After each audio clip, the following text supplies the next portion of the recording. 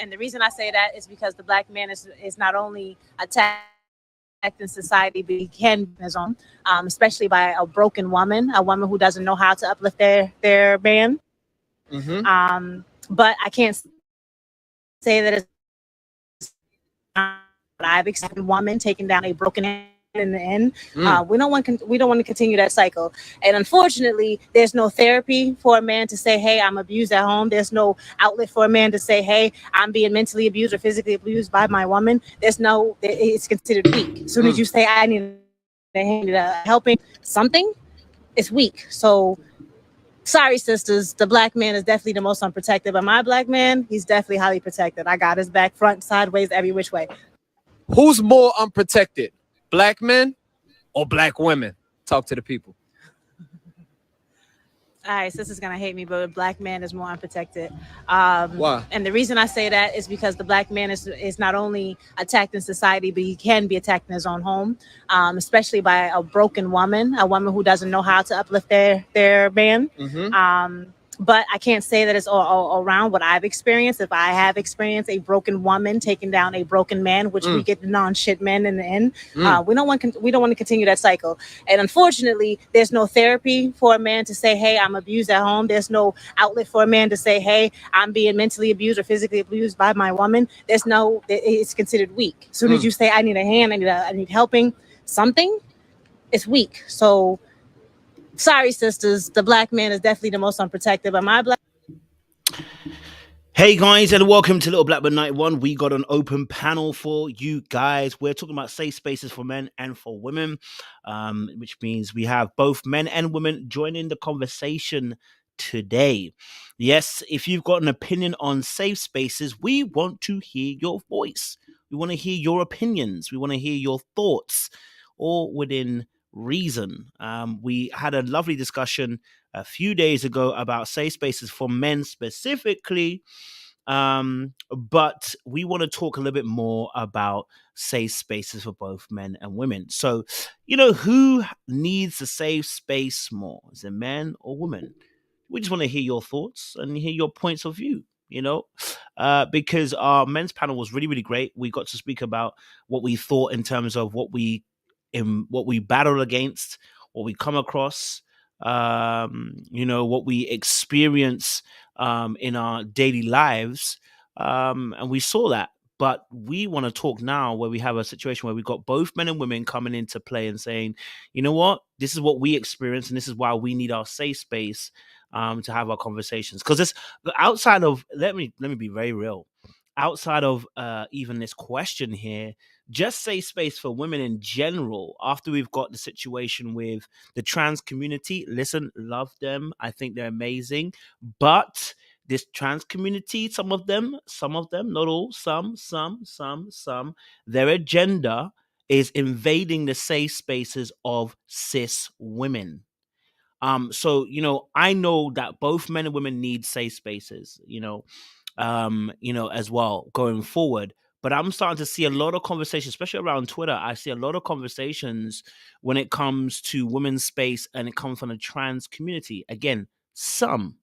And we're starting to see an invasion on women's spaces. We have women's sport for a reason, because they're supposed to be separate from men. We have women having their own space when it comes to even, things like the toilet, and that's been invaded. It's like we do need safe space, and that's why I'm taking safe spaces beyond just the emotional. It's a physical space. It is the emotional. It's a mental safe space.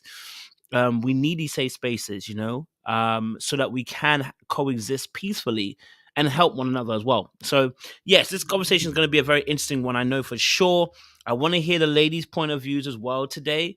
But I've got a couple of men as well who are going to join the conversation. But I really do want to hear, ladies, what you got to say and what your thoughts are. Happy Valentine's Day indeed. I think this will be a great conversation, especially if the women join and give us their points of view as well. I think this will be a really good conversation going forward as well. I know a lot of you guys are out here Valentine is coming. Valentine is where That's a favor. Like it, share, subscribe, click on the bell button for notification of uploads. We appreciate you guys. Stay locked and stay loaded. I know my internet's trying to play up a little bit. It's been a little bit funky deli. I don't get what's happening, but hopefully it will sort itself out a little bit later on.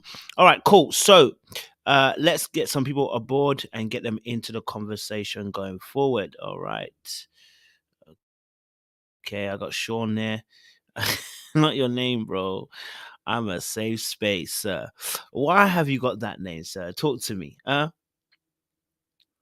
Why have you got that? Oh, he even froze on me. He even froze on me. He said the internet's not a safe space, low. Oh boy, boy. Are you back? I'm back. All right, cool. Let me just adjust this. Okay. All right, cool. Go for it, bro. Yeah, no, I said manifesting. You're what? Manifesting. I'm manifesting. That's why I'm a safe space.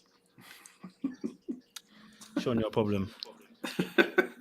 Your problem. This is gonna be a high vibrational conversation. I got on my pink, my 2 different shades of pink for Valentine's Day. You know, listen, I want to be a safe space for the ladies. I hope It's so. 2023. I want them to feel comfortable with me. Okay. I can hear myself in your background. Is that just Can me? you? Yeah. Hold on. Okay. Can I hear you? It's gone. It's gone. Okay. Yeah, it's gone now. Okay. Yeah. Oh no, it's back. I can hear myself in your background. Are you got the YouTube playing behind it? Mm-mm. Oh, I can hear you in the background. You hear like an echo? Yeah, when I talk. Oh, it's gone now. It's gone. I don't know it's just me mad. I don't know. I don't know if it's my internet is me moving mad or whatever these days. But Yeah, because it was acting a anyway. little funny too when I first came on, and I never do that. Yeah, I don't know what's going on, bro. I don't know Is if the it better internet's now trying to... though? If Yeah, not, it's gone. I'll leave and come back in. No, it's done. It's cool, man. It's Okay.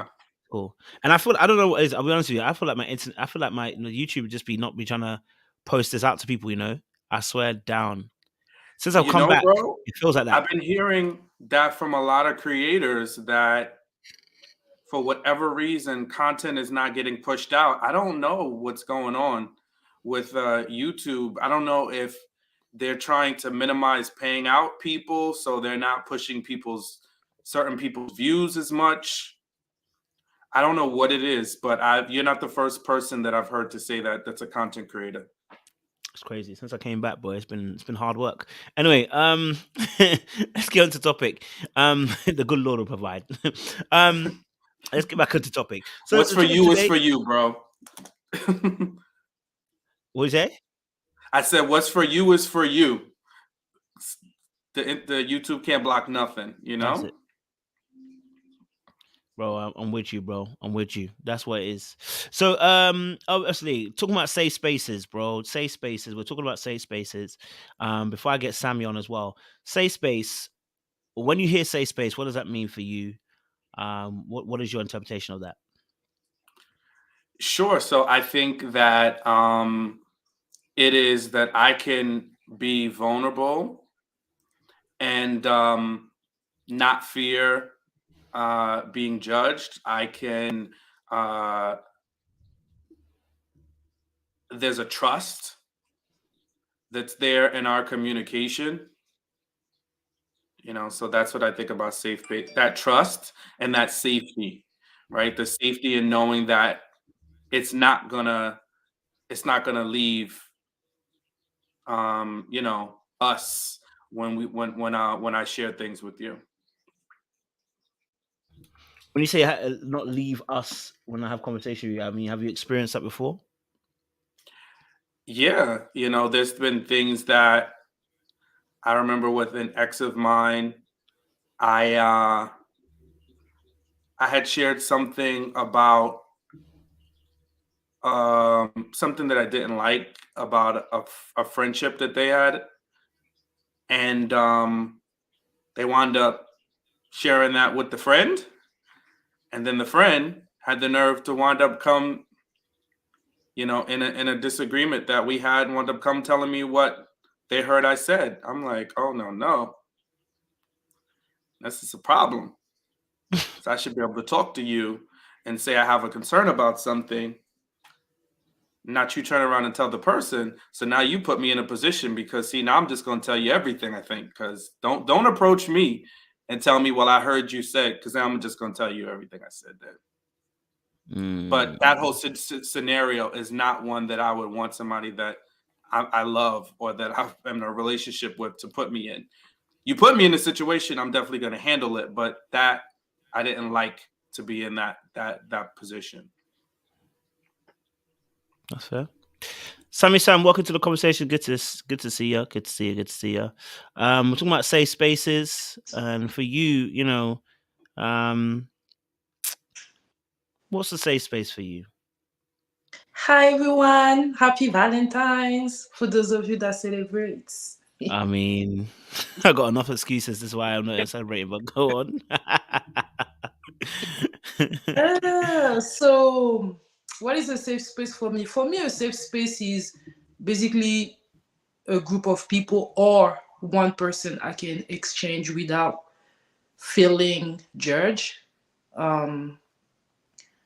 Talk about anything and really, be able to exchange with the person and feel like I'm just being heard, understood, and that it's not going to be judgmental, it's not going to be a fight. This is what I think about when I think about safe space. I usually am able to have a safer space when I'm among women.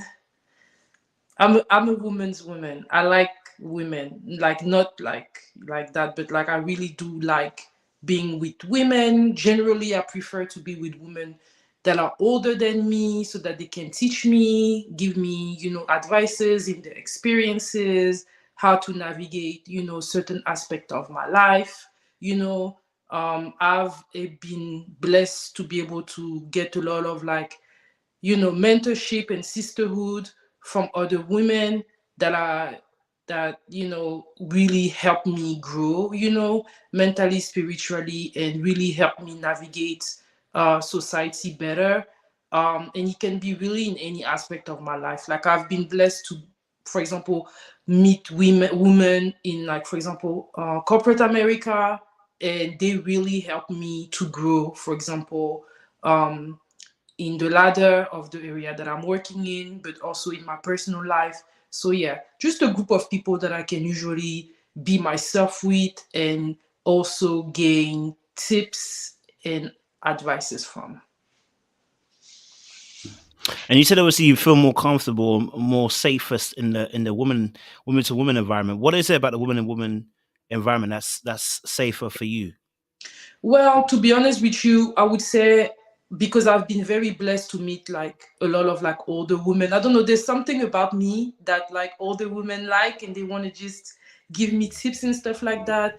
And in generally, I felt like people want to take me under their wings. They want to, and I've been blessed that it's usually been with Black women, also white women, but I've had very positive experiences with older Black women. They just want to take me under their wing. They see something in me that just made them want to share with me. I've been very blessed in that area. And I'm also very cognitive that it's not in every group of women that I'm going to have that. I'm going to be honest with you, I didn't necessarily have that with women my age, even though my best friend is around my age and I have a lot of friends my age. But that specific self space that we're talking about, I've been able to get that from older women, including my mother. I don't know, I think there's something about me that makes people want to take me under their wing and give me advices. I love that. All right, let me switch it up a little bit, because you know what, I have two people that one has been married, the other is married currently, and I think this is really key. I think we can switch up the conversation as well as I got you two here. Safety, or should I say, having safe space in the marriage now. What's your experience been of being a safe space in a marriage? Or rather, I should say, what has your experience been of you experiencing a safe space within the context of your marriage? What's that been like? Give us an idea how that works so that we can understand from a single point of view. You know what I mean? I ain't never been married. Okay. So, I would love to know the context for you two both who've been in marriage, what that safe space is like so we can get a better understanding. I'll let Sammy go because your mic's already open and I'll get Sean after. Okay, thank you. So for me, having a safe space is being able to say what I want to say to a certain limit, because there's always boundaries, even within your marriage. There's always boundaries in things that you're going to be able to say or not. But that feeling that I'm able to talk to my husband about something that is bothering me, and because he's been around me and understand me, we're able to have that conversation. And I've had some very difficult conversation with my husband in the marriage, things that really should only happen whenever you feel comfortable with people, with someone. And in my instance, what I would say is me being in a safe space with him is because I'm kind of like an open book as a person. And sometimes the first time you're going to say something might not always be taken like perfectly, right? Sometimes it would take several conversations for my husband to understand me, or being able to be the type of support that I'm looking for depending on the situation. Sometimes I've had to force my way, like because he just couldn't understand me. And there's been other time when, because he was able to understand me, he was able to provide the support that I needed. For me, because I'm such an open book type of person, for me it's just like at the end of the day, my heart. So for me it's like I'm going to say what I need to say to my husband, but because we've been together for so long, I hope that he's able to take a step back and realize that whatever I'm telling him, at the end of the day, I have a good heart, I'm a good person, and if I feel a certain way, maybe my feelings are valid. And there's been times when I told him things and he didn't believe me, right?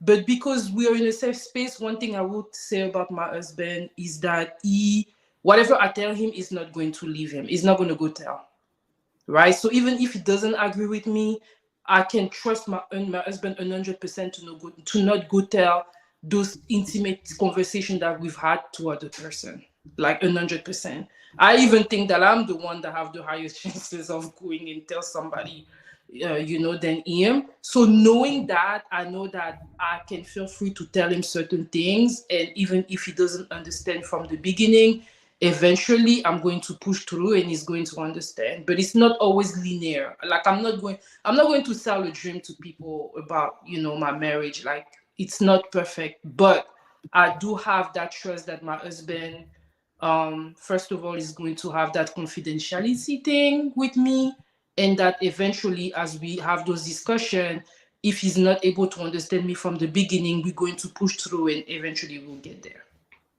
That's it for me. Love that. Thank you for sharing that, Sam. Sean, same question to you. Like, what's your experience been of safe space within the marriage? What's your experience been like? Similar to what Sammy shared. I've had good experiences and not so good experiences of how it works out. And I think that's one of the things in marriage is like certain parts of it you're learning as you go along. And if you're able to do it well, you learn. A lot of times you're able to learn from those mistakes that you make, right? You learn from, hey, I did this and this is what happened. And now I have to learn to do it a little bit better. Case in point, that example that I shared was actually in my marriage. That was my ex-wife's best friend that, I kind of had issue with. And, we wound up having a disagreement. And I think that was a big lesson for us when that took place, was just being very conscious of who you share what with and who really is your priority. And in a marriage and in a relationship, especially if your relationship is focused, even if you're not married today, but you're in a serious relationship and you want to get to marriage, you have to decide who your priority is. And if you are still making your friends and other people that are outside of that relationship and outside of your marriage a priority, so much so that you're willing to jeopardize being a safe space to your spouse, and I think sometimes it is dangerous who we go to when we're looking for that outside counsel, right? If we're upset about something, our friends are always not going to be the best people to go to, right? So I think it's learning that, and those are some things that I had to learn, and we had to talk through in our relationship. And some aspects of that, it was too little, too late, because some things, once the damage is done, it's very hard to turn the clock back, especially when you break somebody's trust. So that's my opinions. Oh, by the way, today is my actual anniversary, so Valentine's Day is always it's always an interesting day. I think now I can look back at it and I'm good, but in the very early stages, I was like, damn it, why the hell did I choose this day to get married on? But definitely, I think two main things, as I'm summarizing. One, if you're really going to be a safe space, you also have to be willing to hear the other person, because I think that's another part that we struggle with, right? It's hearing the other person absent our feelings a lot of times, and that's where it comes to putting that person first, right? Is because you're hearing them and you're prioritizing their needs against something that you might think you're right on, but in order for the greater good of that person and the greater good of that relationship, you sometimes have to make that that sacrifice. And then also the willingness to evolve, change, pivot.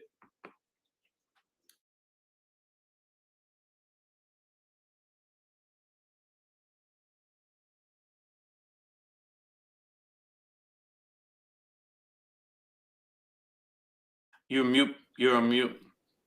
Oh, can you hear me now? Okay, cool. It's actually my connection. It's moving mad. I can't lie to you. I can see that. Thank you for sharing that. I appreciate that. Els F also shared a little sign in the chat. Said, realized towards the end of my marriage, my ex wasn't a safe space. And then she gave an explanation.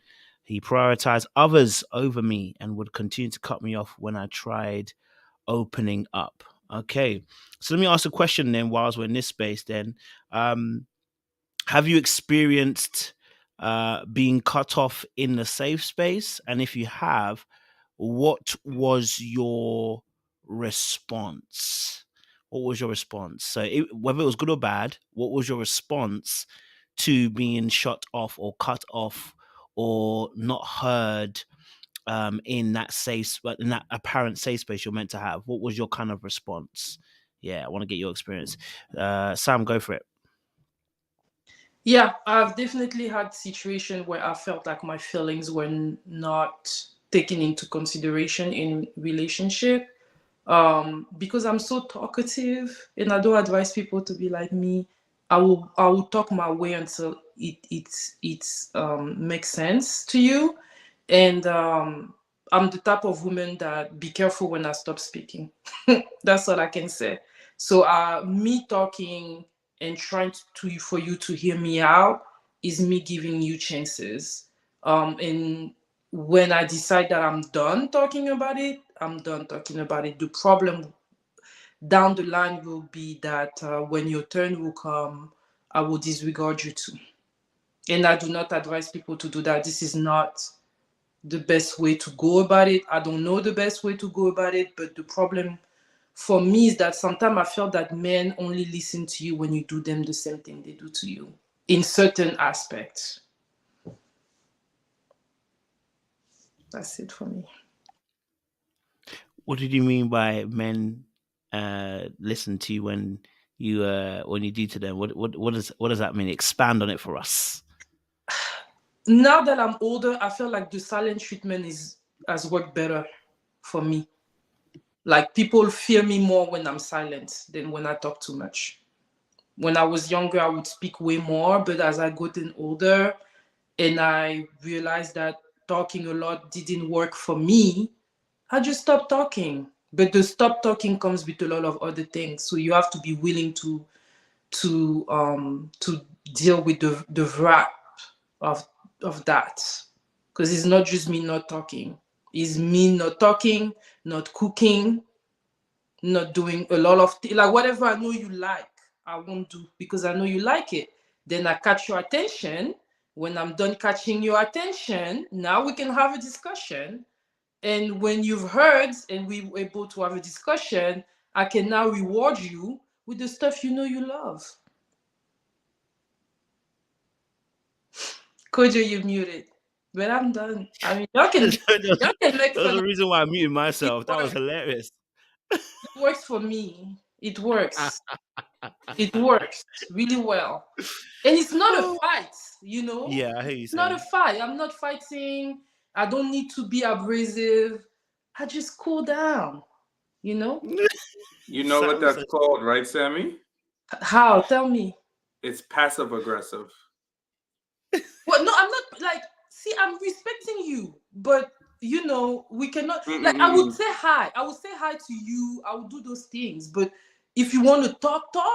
No, we cannot talk about the stuff you want to talk about, because when I want to talk about certain things, you disregard me. So I make it clear to you.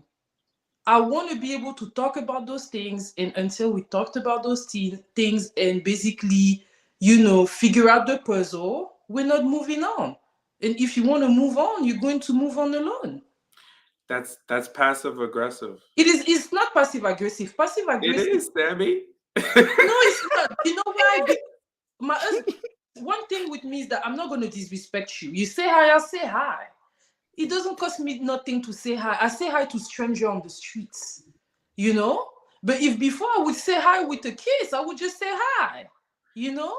But don't you understand that anytime you go out of your way to do something that you don't normally do, it as a means to get a reaction or as a means to get something out of the person, that's what passive aggressive is. Listen, but I wouldn't need to be passive aggressive if you're trying to listen to me, right? I understand, but that's not an effective, you know, it's not a healthy, effective way to. It is effective.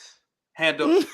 Super effective. Effective doesn't mean you get your way. Effective means what pain are you inflicting in order to get there, and what energy does that take out of you in order to have to get to that place to feel like you need to be heard. So there's two things that are happening, right? It's you feeling like you have to punish your spouse in order to get what you need from them from communication, and them feeling like they have to be restricted or things being taken away from in order to hear you out. It sets a dynamic.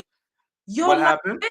Because when I wanted to have a discussion, you didn't want to hear me. But when I'm not cooking spicy with you, now you understand that you need to fix the situation, right? But you see your body language? Do you see your body language? You see how you're talking? No, that sound like two people that are equals. It sounds like somebody talking to somebody that is their child or in a. It's and that sets up. It just listen. I haven't even gotten to the things that I used to do when I felt like I wasn't heard. You know, so I'm not saying my way is better or I've done all the right things in the past, but I'm just saying that's what's happening. Now, me, I'm a bull in a china shop. So you gonna hear me. I'm not gonna leave here with nothing. So I get where you're coming, and that's why I can see what you're doing, because my ex-wife, I used to call her a cat because she hated to, like, she wanted to say something. She's gonna claw and leave the room. She's done. She's clawed you up and she's out the room. But me, I'm like, no, we're going to finish this together. We're going to be in this. We're going to go toe to toe. We're going to get out everything we need to get out. You're going to hear what I have to say, you know, and I'm going to keep raising the bar until I'm heard. So not that my way is effective either. I'm more like that. But if my feelings are disregarded and you cut my feeling off, listen, I tried both ways. I tried to be patient. But then you get tired. And one thing about me, I don't have time to be angry at people for days. Me, I have a life to live. So I'm not going to be angry at you for a week. The reason why I do that is because I get to what I want faster. And at the end of the day, my husband also learns. I feel like I don't even have to do that as much because we've been together for a long time now. But I mean, I'm sorry, Sean, but it works. It works. I'm sorry, it works. It works. Like, it's not about, I'm not saying to be disrespectful to your boyfriend or your girlfriend, but how do you attract his attention for him to realize, okay, now this is serious. I was trying to cut off her feelings and not hear her out, but she's insisting. For me, I know that the way to my husband's stomach is the way. So if he knows I'm not cooking, because I know that's what he likes, trust me, he's going to say, well, okay, what's going on now? Because now he wants to talk about it. Now he wants to fix it so that he can have his rice and stew.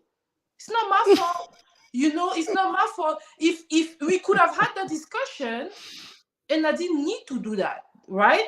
But then again, that's not the only way, because I have many tricks. But this is one trick. Yeah, because I've lived with my husband, so I study the person. I know what works, I know what he likes, I know what he doesn't like. And I realize that if I want to be happy, I have to do what he likes. But it goes for me too. He has to do what I like. If my feelings are hurt as my husband, it is his responsibility to make me feel better. And if you're going to cut my feelings, you're not going to eat, or you're not going to have certain things. And hopefully it doesn't last too long. Hopefully this is a one situation so that we can both move on and be happy. Do you know what? I love this conversation. I think this is a brilliant conversation. And thank you, Sean, for sharing as well, because I think this is a brilliant conversation, right? So I love this because it gave us a really good example of us in relationships. Very much like yourself, Sammy. I understand where you're coming from. Sean understands where you're coming from. We understand that method of how it works, but that method is called attrition. Eventually, it will lead to a tear that can't be repaired. And I say that because when we want to communicate, we have to communicate in an assertive manner, not an aggressive manner. Assertion means that it's a win-win, and aggression means it's a win-lose. And actually, and this is a good quote to say, when you don't cook, you're sitting on him. He ain't getting up, but neither are you. If you don't cook, that's fine. He don't eat, but neither are you now. Or at least if you do cook and you cook for yourself, what you may not see in the realms of that moment is you're starting already to put in the nails in a coffin, because you've already started distancing yourself from the person. Understandably, I get it. Listen, you all know my dark arts. I think Sam is living a little bit of dark arts, and what you've seen is how it works. Just a little bit. And listen, we get it, because we see your dark arts has some results. So you're going to keep on doing it. But what we're saying is, and hopefully this never happens. You know what? Hopefully this never happens. This isn't necessarily the most healthiest way to communicate with a partner. And actually, we have to ask actually some more questions to get an understanding. But what was really interesting, Sam, was when Sean was given the rebuttal, you were defiant in your position. So whilst we're looking at your husband saying he may not be listening to you, the question is, are you listening? That's how, whenever I do coaching, I talk to both people. I'm like, I hear you. You got the problem. But even in the interaction with yourself and Sean, what he was trying to open your eyes to was, I hear you. We actually agree with you. And we actually understand where you're coming from, because sometimes that thing works. I can't lie to you. It does. Yeah, it does. I'm not gonna lie to you. If my wife ever decides not to cook, I know something's wrong. Okay, because if that's what she normally does and she ain't doing it today, I know something's wrong. But like Sean was saying, this then becomes a form of punishment rather than an assertive method of communication. And punishment eventually stops working after a while. It works at the beginning because the person is understanding to some degree. It's almost like the child that gets beaten when they're young. They get to 13, 14, you're going to beat their ass and you're going to be like, go on then. Go on then. All right, cool. And it no longer works because punishment can only work for so long. So what we're saying is, in the longevity of it, we don't want the punishment. We want the assertive communication, which means sometimes there are going to be opportune ways, right, where when you are offended, and I think somebody said it the other day. It was on our men's panel 2 weeks ago. Was it Femi? She put a post up saying about how when she offended her husband, what did her husband do? When she offended her husband, she didn't realize her husband had offended. She had offended her husband. Her husband came and they had a conversation. Right? He hugged her. Right? He hugged her, and then they had a conversation about the issue.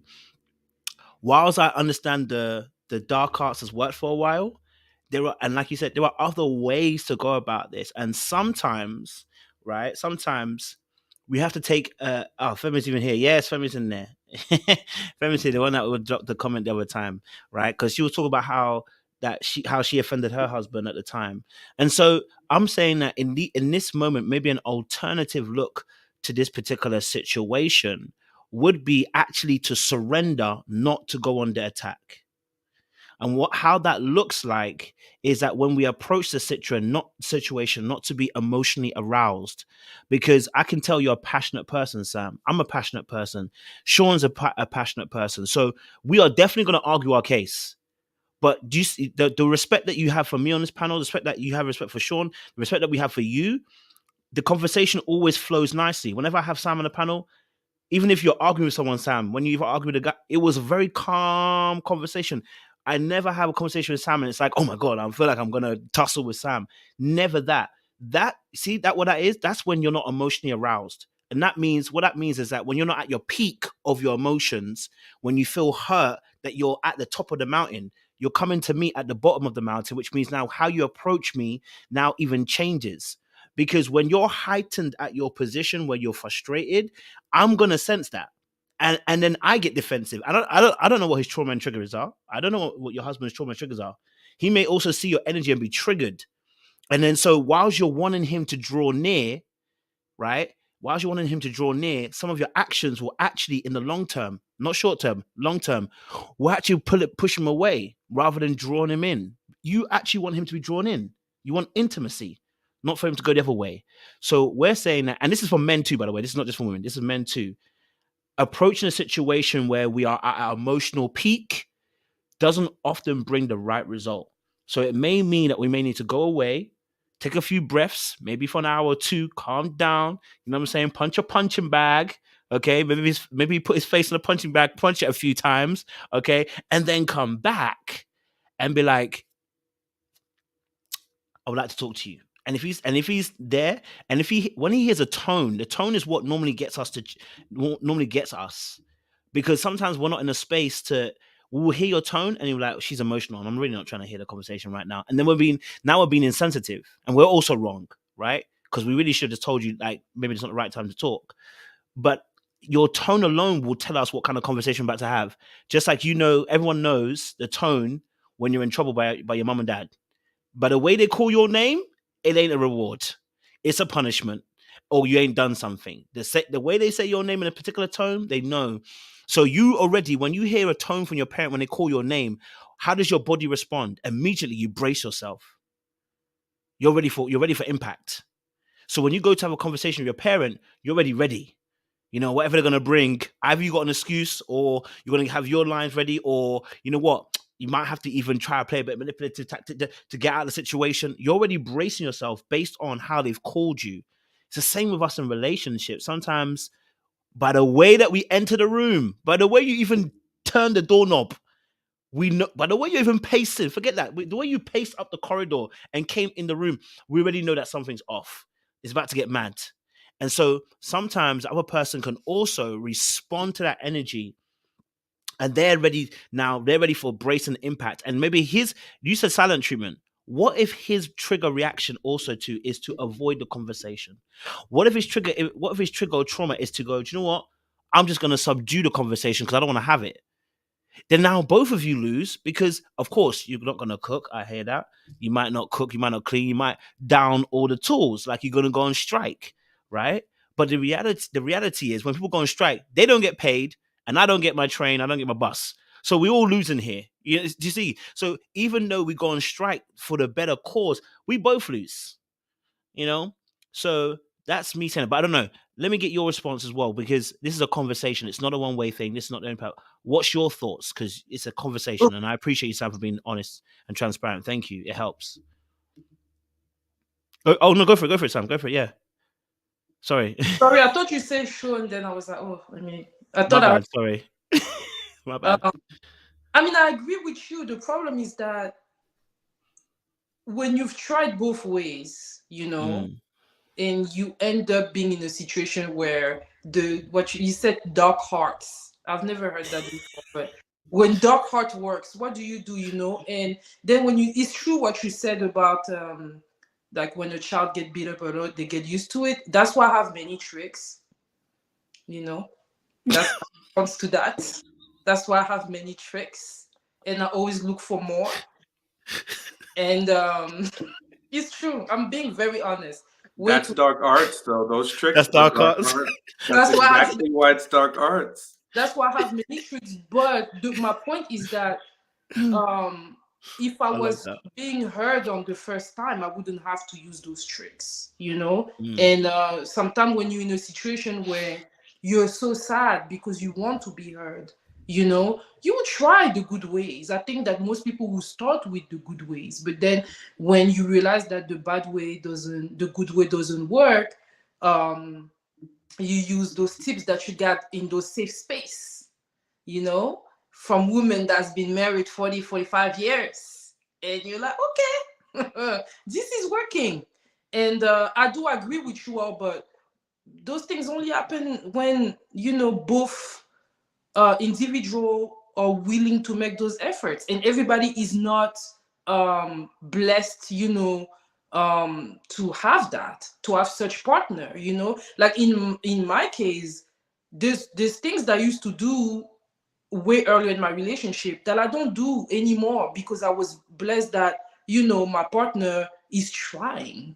Some people are not blessed like that, right? And when you talked about the emotion part, yeah, it's true, because when you are emotionally attached, you're more involved, right? But the problem is that, for example, for me, as I said, I'm a very talkative person, right? So my first instinct would be to talk to you. But if you marry the brand of men that they don't listen, too much talking, they don't listen. It's like gibberish to them, right? So I realized that me being quiet hold more voices than me talking too much with my partner or whoever I was with before. It just worked out better for me. But I would say there's stages to this, right? If I'm being quiet with you and you ignore me, then we go to level 1, and then you have a trick. Then you do level 2. You right? There's level to this. You could stop me before we get to level 1, and you would have dinner. So I feel like there's a level where the person knows, he knows, right? But he wants to keep pushing limits, right? And the advantage of being with somebody with a long time is that you know the tricks, you know where to, you apply yourself to learn your person, right? So I might cook your favorite meal and drop it at your best friend or at your brother. I'm not saying it that way, Sean, but what I'm trying to say is that I may cook your favorite meal, you will smell it, but you won't eat it. There's ways. Anyway, I'm done. I wasn't saying it that way. Please, nobody thinks that I said it. No, we know. But that's still. Do you know that's a form of torture? You know that, right? But you can stop the torture. It's only torture because you didn't want to stop it. I said there's level to it. You could. But do you know when people hold people hostage and torture them, they tell them the same thing. If you just relent and yield to me, then you could be free. But it still doesn't mean that it's not torture. I want you to hear me. I know, I want you to hear me. That's all I want. It's the tactics, though. It's the tactics, and it's training somebody to be used to a certain level of abuse in order to get what you want from them. So you start off being right about not being heard, but then you do go down a dark path about the tactics that you employ to get them to heal you, to hear you. So that's what we're questioning. I don't think you're wrong. I think you want to establish a way where you can be heard healthily, and that your husband can understand that, hey, listen, when you don't listen to me, it hurts me. And I respect you and I want you to hear me. Now, I've done some things in the past to try to get your attention, but I don't want to have to go to that. I want to be able to just say, hey, look, this is bothering me. Maybe we can have a better time to talk about it when you're able to talk or want to talk. But there's something I want to talk to you about. I think those are like, we want to have better healthy dynamic. Because if that's always going to be your go-to, and I'm using your words, if you got to go through tricks to be heard, eventually it's going to get very frustrating to you. And for him, it's going to it's causing a dynamic. Now, I don't know him to say what dynamic it's going to be, but I can say that you want to ultimately be free to communicate and find the ways to communicate effectively without having to go down a path of tricking him to hear you.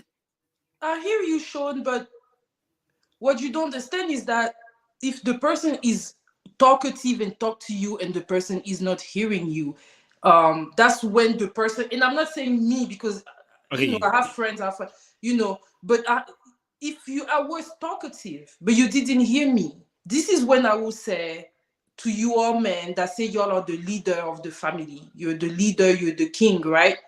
At this point, you know what I want from you. You just choose to ignore me. So I would say that, you like torture. You like that, right? Because you could stop it. You have the power to stop it, but you're not stopping it, because you want to push yourself to get used to those type of things that you will never get used because there's a lot of tricks out there. And that's why there's some women that are married 45, 50 years and stuff like that. Of course, as I said, there's level to this, right? But I feel like when you're in a relationship with somebody, after 2-3 years, the man knows. He knows. He just don't want to do it. He's being stubborn. That's when you use tricks.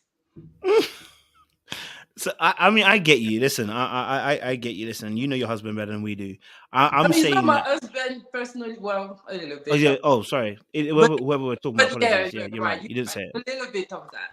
If we talk about the hypothetical and say in this instance that I do understand where you're coming from. Again, we're not dissimilar. This is what I'm saying. So I think me, you, Sean, are having the same conversation because we're not dissimilar.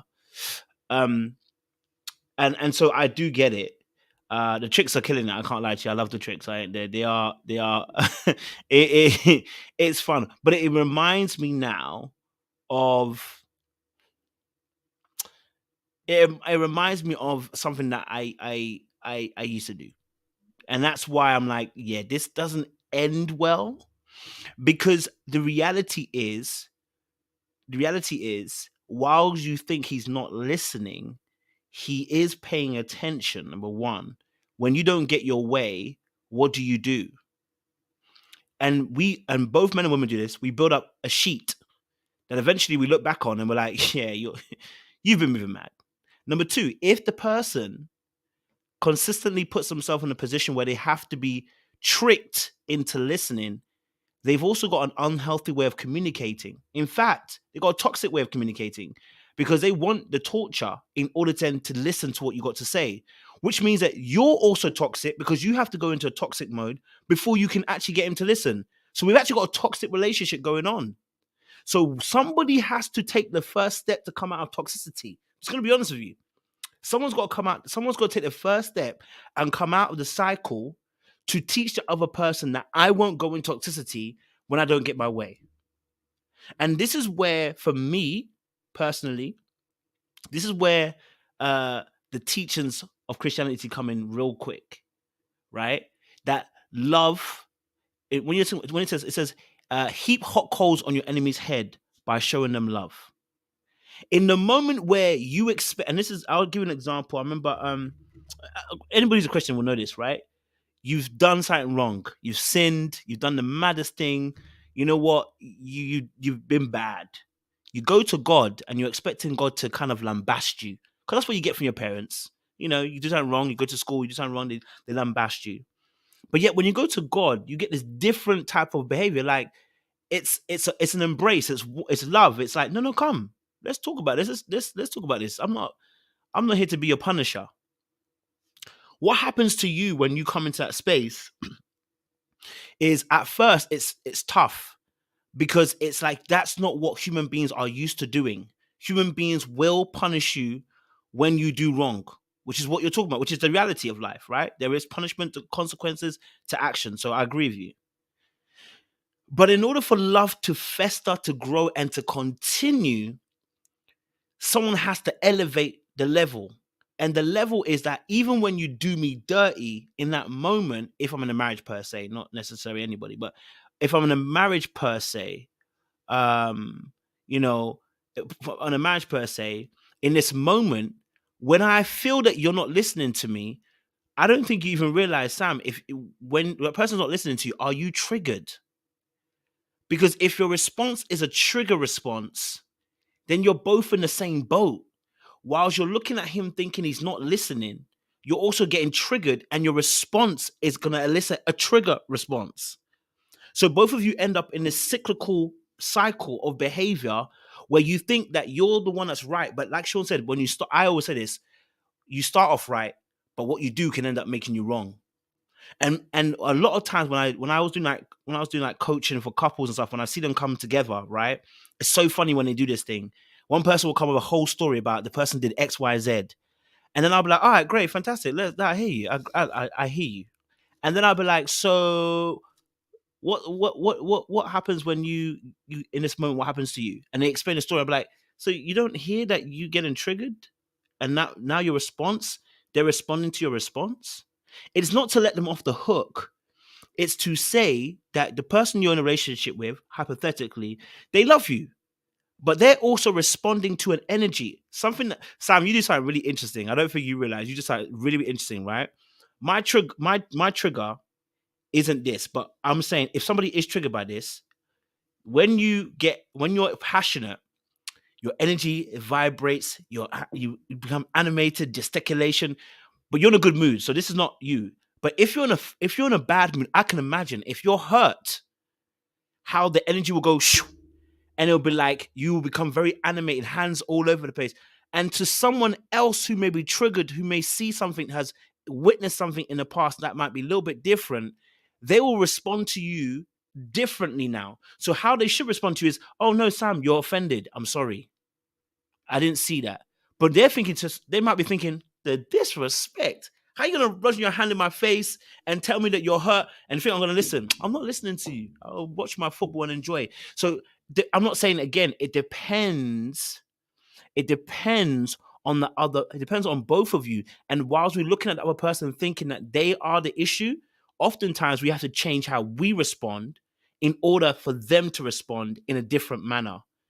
You know, that's why I said to my YouTube audience, I'm not going to get frustrated and angry now when you don't see what I'm seeing, because all it does is it incites you. Then I get pissed off and I get incited by your incitement, and it becomes a vicious cycle. No, I'm going to keep myself very, very calm. You can be uncomposed all you want, and if you get out of pocket, that's you. But I'm gonna stay composed and chill, because when I get out of pocket, I know that it's going to end in a cycle that I'm not going to able to get to the end that I want, which is I want you to hear me out. I want you to listen. So sometimes we just need to change us and how we respond in order for them to respond. We're waiting for them to respond. No, we need to change us, and then they will have to respond. And if the person then you also realize, well, if I've changed and I'm calm in my response and I keep it calm for a period of time, then you have to ask yourself a serious question. If you're unwilling to change, what journey are we really on? Right? What journey are we really on? And that's why I'm saying that the dark arts is not sustainable, because eventually you will run out of dark arts tricks. And two, you will have to elevate to a point that you can't elevate without it becoming mad. So at a point in time, it will get there. So I'm saying that, listen, if you believe, if someone believes they have an actual partner that is willing to learn, and it's just a bit difficult, let's look at ourselves first and see, how am I responding to their situation? Have I looked at avenues in terms of how I communicate that may be triggering? And have I asked them, when they're not in the state of not listening to me, when we are having a decent conversation, have I asked them, what makes you listen to me? What makes it easier for you to hear me out? What are the factors that stop you from listening to me? Because if I don't know that, I don't know what the factors are, what stop you from listening to me. Have I actually done all the work that I need to do? No, because I don't know what triggers you. Go on, Sam. Jump in. And I'm going to get other people in. Go for it, Sam. I wanted to say that I agree with everything that you said, and I love the advices that you gave. Just disclaimer, you see my smile here? Just because I just read the comment, now that I know how to read the comments. This is not tricks that I would use in very serious situation, FYI. You know what I mean? Like, I felt, as I was saying, there's level to this, and I do not advise to do the things that I do because everybody is not the same. But I also want to say that, and y'all gonna be mad at me, I call them tricks, but just in the context of what I'm talking about, it's not necessarily bad, because one trick that I do have is that sometimes when I want to be heard, I do cook my husband's favorite meal just so that he can hear me, right? So in the context of the discussion, I'm talking about it a certain way, but please, people, don't take it, like that I would use those tricks in every situation.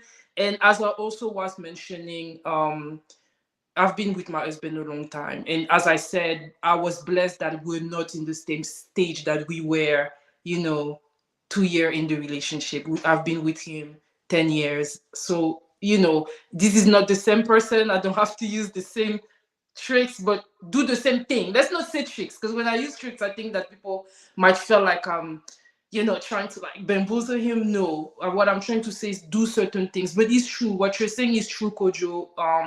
I've had instances where instead of do the silent treatment, I had to do the total opposite. And maybe I need to do more of that, of what you're saying. Maybe I need to cook more meals when I want to be heard. I don't know. That's it, No, I hear you. Listen, and again, I appreciate your honesty, because I think a lot of people may not realize that they even do similar, but will never be able to admit it. I think that's even that one's, they're not self-aware to even understand that. So the fact that you were able to tell us that that's been your thought in the past, we appreciate it, because then we can have good dialogue and conversation. Like I said, you always take conversation great. So me, I've not got a problem. You know what I'm saying? So me, I'll listen to you. So I don't want any tricks. But let me get three of my panelists on as well to the conversation as well. It's been good. Hey Dahlia, hey Elsie, hey Andrea as well. I know some people got some stories to tell us as well. So, man, good conversation so far. Dahlia, go first. I know you've been here for a little while, so talk to me. What's your thoughts and feelings? What you hearing? What you seeing? What you saying? Man, you kind of blew me away with that story, Sammy. I'm not gonna lie. It's sorry, it's just your story was very entertaining to me. I'm sure it wasn't to you at the time, but I relate to you because dismissal is also my trigger. I can't stand it because, to me, in my mind, and I've done a lot of work on this, to me, dismissal is telling me that my words to you are not important, therefore I am not important. And in my mind, that reads as disrespect. It's like, that's not gonna work for me. And you're gonna feel that. Now, I don't have many tricks. I'm starting to feel like, was I supposed to get a whole bag of tricks? But I do yell, and I'm trying to work on that, because that's also not beneficial and it hurts my throat. I'm not a good yeller. So, but yeah, I understand what you're saying. And ironically, I do think that also relates to safe spaces, just speaking on that, because if you feel like you're not being heard, how can you have a safe space with your husband? And if he feels like every time that he's not listening to you, you are going to immediately go to really a method of manipulation, then it's also like, well, I can't find you a safe space either. And so it just does damages to both of you guys.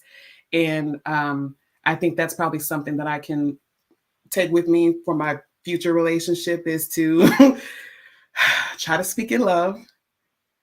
Try to speak in love. So yeah, that's what I've just been thinking about over the last few minutes on this.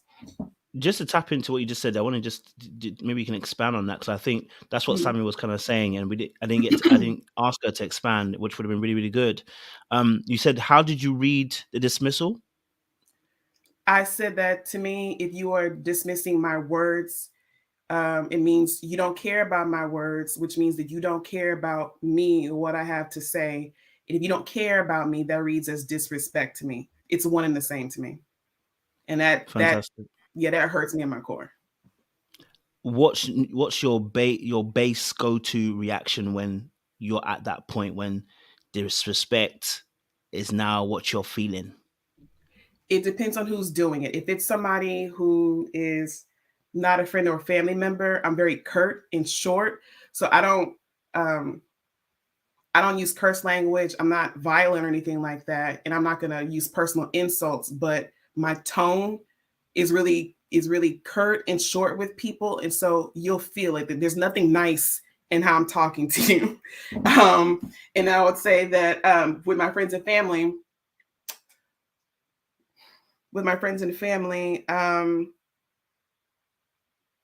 yeah, it's also pretty curt, but it's I give them more of the silent treatment, I would say. And I yell. Well, no, not silent. I shouldn't even say that. I yell. I'm a yeller. Yeah. You're going to feel the heat. I appreciate it. So I'm not trying to draw you out. I wanted you to say it because I think this lends to the conversation we're talking about for everybody, because we all have our individual triggers. Mm-hmm. And in that trigger is what we all have our base kind of reaction. Because my one is, I'm gonna get smart on your ass. I'm gonna start getting real, I'm gonna start saying some big words. I'm gonna read you your rights, okay? Because what we're not gonna do is that. Yeah. So, everyone has their go-to action, and I think what Samuel was saying was what you were explained from her. Like, she feels a disrespect, and one of the biggest feelings that us humans actually feel is disrespect. In fact, I don't think it's even on the emotional wheel, disrespect, because it's hard to actually quantify. Yeah, it's hard to quantify what it actually is for as to us as people. But disrespect is one of the biggest things that when we feel it, there is some reaction that comes out of it that is often not the right one, but that's how we feel in that moment. Mm-hmm. And it's hard to hear anything else in that moment because nah, you didn't hear it. He disrespected me. Someone else might be like looking at you like, they kind of just said this and that, but you're like, no, this is disrespect, and it has to be dealt with right now. Okay. Yes. And so in those moments, that's what I think Sam was kind of also trying to say as well, that she's feeling that disrespect, and in that disrespect, her go-to now is to, well, then I must be heard, because like you can't do me like that. Do you know what I mean? Like I got to find my way. And I think that happens to all of us, in terms of when we're learning to communicate with people. When we're hurt in that immediate moment, what do I do next? And I think that's why I was talking about the emotional arousal. Is like, if I'm in that state, you're going to get the bad of me. I have to kind of find a way to bring down, the cortisol, and bring down the emotions in that moment so that I can respond accordingly. Otherwise, like you said, you're going to shout. I'm going to get very intelligent, and it's not intelligent because it's really belligerent. But so we have our ways. So yes, that's why I appreciate you sharing that, because it made more sense now to anybody who hears that, is that the connection you're making, which is, if I'm not being heard and being dismissed, I'm reading it as disrespect. Thank you, Darla. I appreciate it. Go for it. You want to say something else? Go for it. Yeah, just really quick. I will say, now that I have a better mind-body connection, I can feel that heat coming up. Like I can feel it in my chest. I can, like, it's like a tightness in my throat. Like I want to, kind of like how a dragon is just like, you just want to like give everybody, you want to fire everybody. I feel that when I know that it's coming, I will leave, because I'm not going to say anything nice. it won't even sound intelligent because my mind goes blank. So I can't even get like you when you come up with smart words. I can't do that. I have to leave in order to get my mind together and process, okay, what am I feeling right now and why? And then sometimes if it's so bad that I can't face you, I will write a letter. Just when I have my thoughts together, I'll write it out and then give it to you and let you sit there and think about it. Because I can't just sit there and I can't just let it sit there and fester. You're gonna know how I feel, but if I can't say it to you face to face, then sometimes the written word is better. Maybe that will work for you as well. Maybe he responds better to the written word. I don't know. I hear that. Thank you, Dada. Thank you. Elsie, good to have you on board as well. I know you was typing in the chat, and I wanted to get your perspective in terms of what you experienced. And so I wanted to hear your experience of safe spaces and stuff like that for yourself. Hey, Kojo. Thank you for having me on. Can you guys hear me? Mm-hmm. We can indeed. Awesome.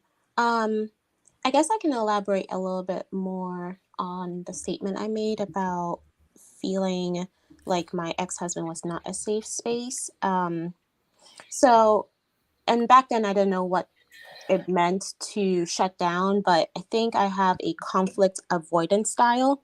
And at least I'm sure you can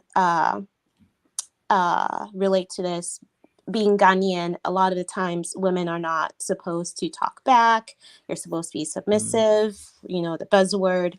So I grew up not talking back, being respectful, etc. And that was something that I took into my marriage. But it got to a point where I noticed that anytime I tried to say something, whether or not it was important or just like striking a conversation with my ex-husband, he would immediately change the subject, wouldn't have any thought-provoking comments. He would just change the subject. So I remember one time I was in a wedding.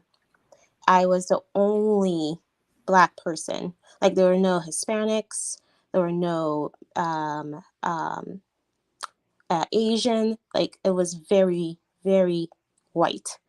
So I usually don't feel out of place because most of the time I am in the minority, being the one of few Black people there.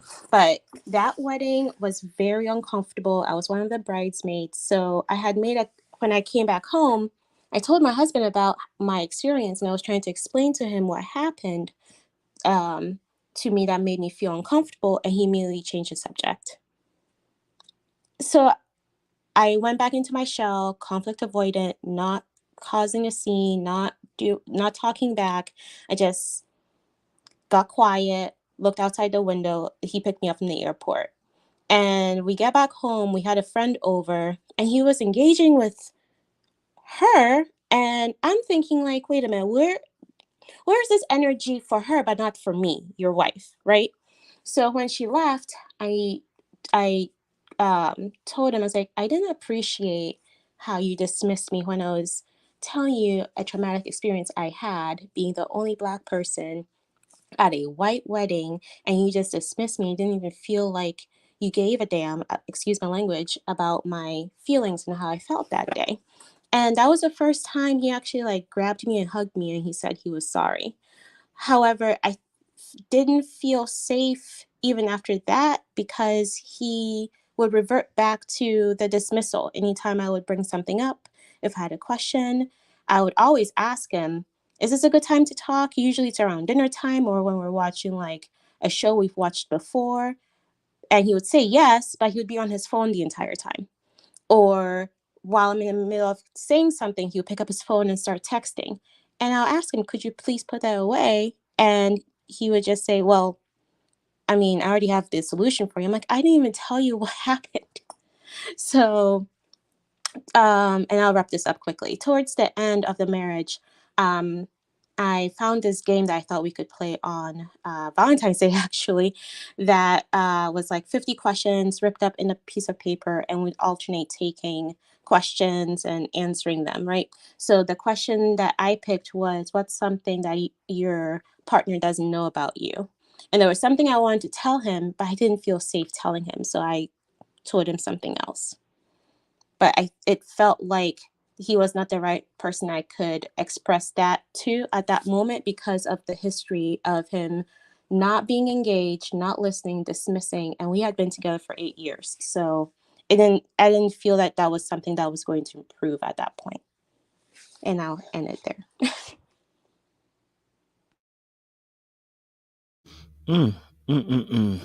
Man, okay, boy, that is not easy to go through. Was there any points in that in that relationship where you felt like there was a safe space, apart from that one time obviously he hugged you? Did you ever feel like there were other times where he gave you a safe space? It was there are a handful of moments I could think of. However, I felt that the dismissal, I guess what Dahlia is saying, the disrespect, not being seen, kind of overshadowed the times that I did feel like he saw me. Okay, so the times that he saw you, I'm just so I can also understand as well. I'm inquisitive, by the way. So, the times that he saw you, maybe you don't have to go into actually any detail, but describe what that was like and what he did to make you feel like he saw you. You know what I mean? So we were having dinner. We tried to have weekly dinner dates when we could, based on his schedule. So we went out to dinner. We were having a conversation about where we're at. We hadn't been engaged yet. So I was asking questions about where he felt we were at in our relationship, or what we could do to improve. And he had certain points that he felt that we could improve on. And he asked me the same question. And I told him that I felt that we were at a pretty good place.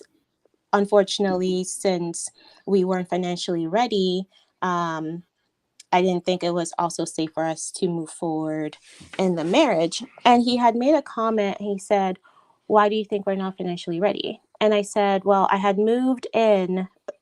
We had done long distance for a year and a half. And then we ended up moving for a job that he got together. And he had promised that the coach, he was in basketball. He worked for the basketball team at the college we went to.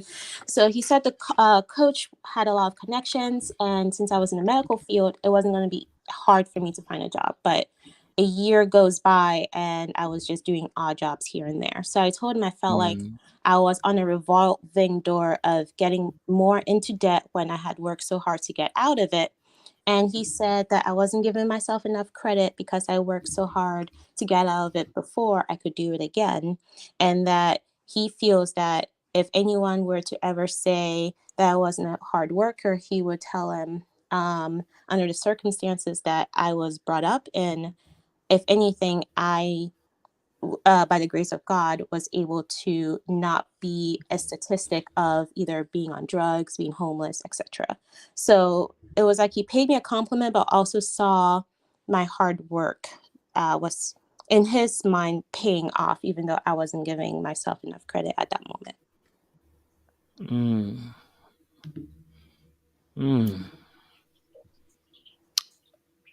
So I would hold on to things like that because, like I said, it was like maybe a handful of moments like that. So when the dismissal would happen, I would feel like maybe the conversation wasn't that important for him to feel like, let's just change the subject. But those were important topics that were never resolved. So I eventually brought it up. Like, I feel like you dismiss me every time I try to talk to you about something important. I agree with that. Sorry, Sean was going to say something. You want to say something, Sean? Maybe you heard what? Yeah, I was just going to ask Elsie, and thank you for, your honesty and transparency. In that moment when he gave you that compliment, when you were talking about, not wanting to go into debt, was that a moment where you felt like he heard you or he was caring about you? Yeah.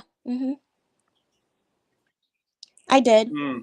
I did feel in that moment that he understood my concern and my stresses at that moment. Yeah.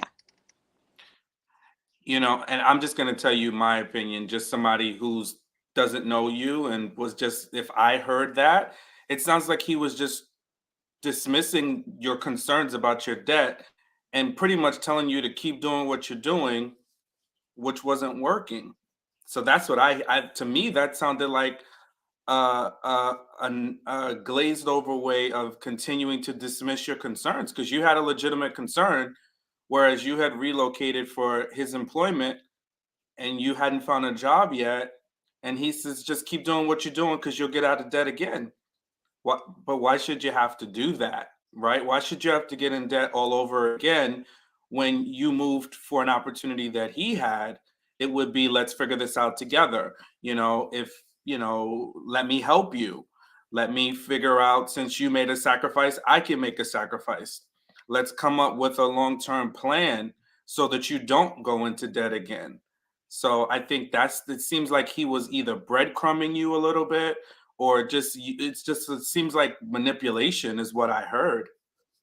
And you know, when you phrase it that way, that makes a lot of sense with how even the divorce ended up going, or how the divorce ended up going, because you just heard a snippet of what I did in our relationship.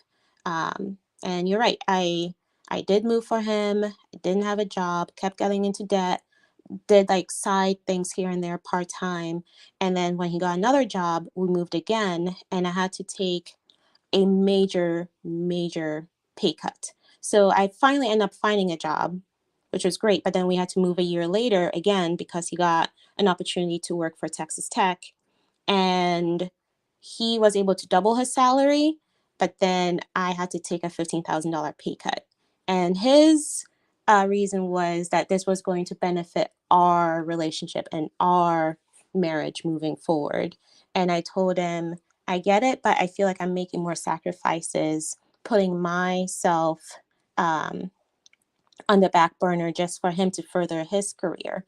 And he phrased it as, yeah, but me winning means that we are winning. So I trusted it. But then when we were getting a divorce, because at this point he was close to six figures and I was less than half of him, he felt that I didn't deserve half the house, even though I was the reason why we were able to get the house because of my credit score, because I was able to get myself out of debt again and improve my credit score again.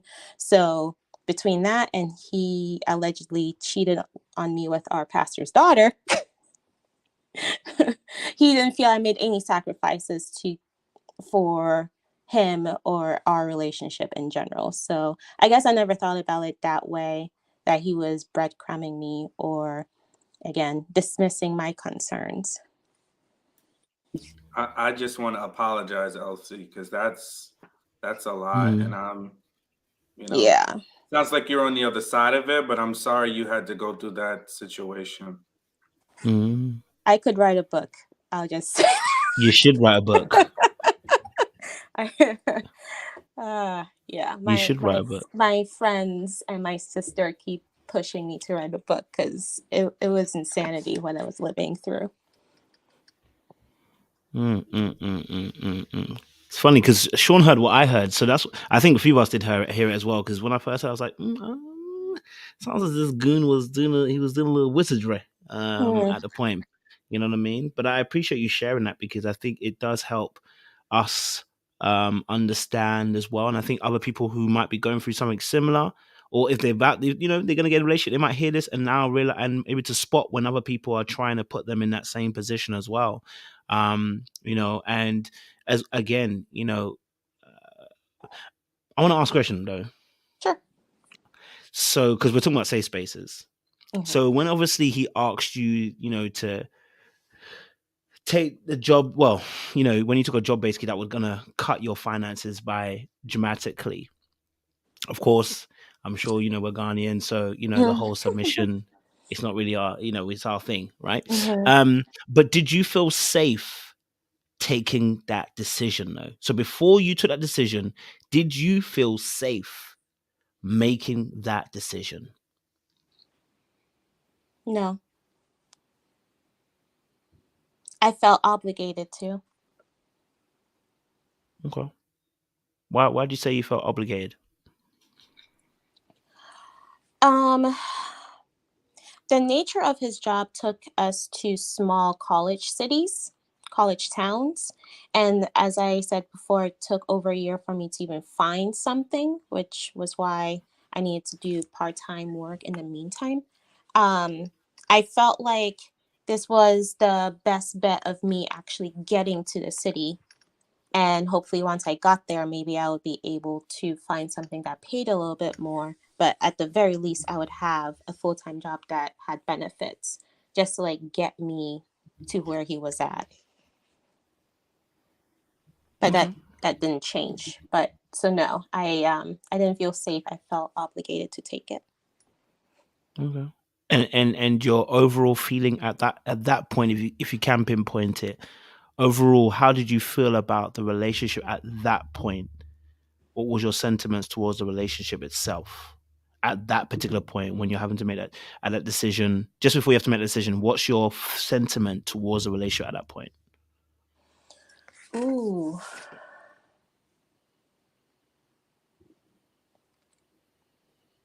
I think I felt hopeful. I don't know if I have the word for it. I think I felt hopeful, but also felt like it shouldn't be this hard to be with someone you're supposed to be with. Mm.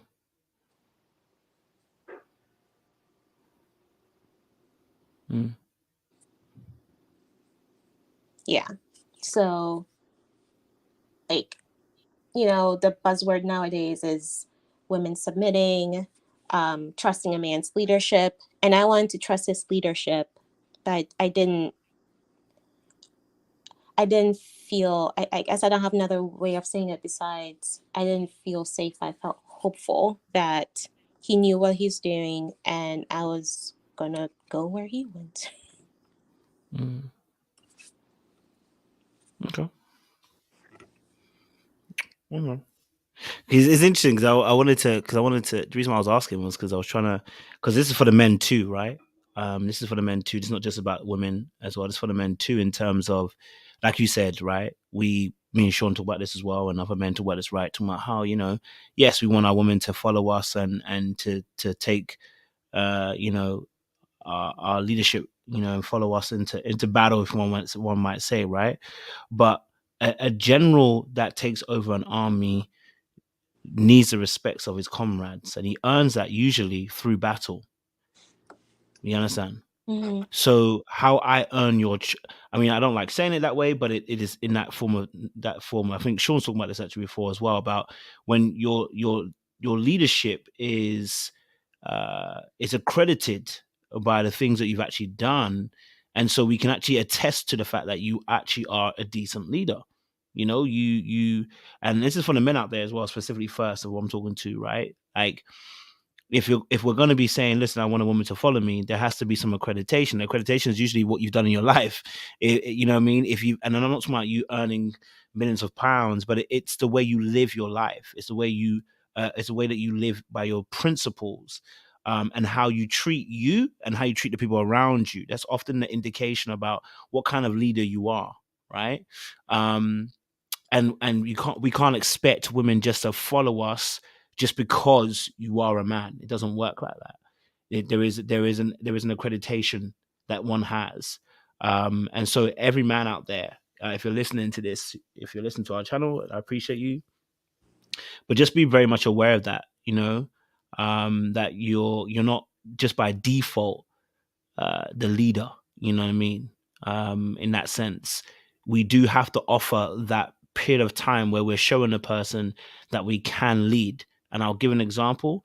Anybody who's a Christian here has been born again. When you first come to Christ, Jesus is like the ultimate leader, bro. He will show you things that will build your trust in him, because he also understands when we first get there, it's mad. There's so many things happening to you at that moment, and that's why you hear a lot of Christian people's testimony when they first get saved. You'll hear them say, I prayed and it happened. I went to church, the message was about me. I spoke to a friend, they spoke about a message, and I absolutely heard it. You'll hear people's initial relationship with Christ being so exciting. What they don't realize is what Christ is doing is building the bridge to let you know you can trust my leadership because this is what I do. And this is also the same principle as human beings we also have to implement, which is if I'm with a woman, in my interactions with her, she should see my behavior and see my care and see the way that I behave, not only with her, but people around me as well. I think me and Sean spoke about this on the men's panel. We said, listen, you do have to look at us as, especially as men, how do we treat people around us as well? Not just you, but how do we treat people around you? If I treat everyone crappy around me, but treat you good, you're next. So the roulette just hasn't come round to you yet. Do you know what I mean? So for us as men, we do need to, there is some aspect of earning it through accreditation in terms of how you behave and what you do. And that's what Christ did for us. For the ladies too, I'm going to say this. You know what? I just wrote this part in my book.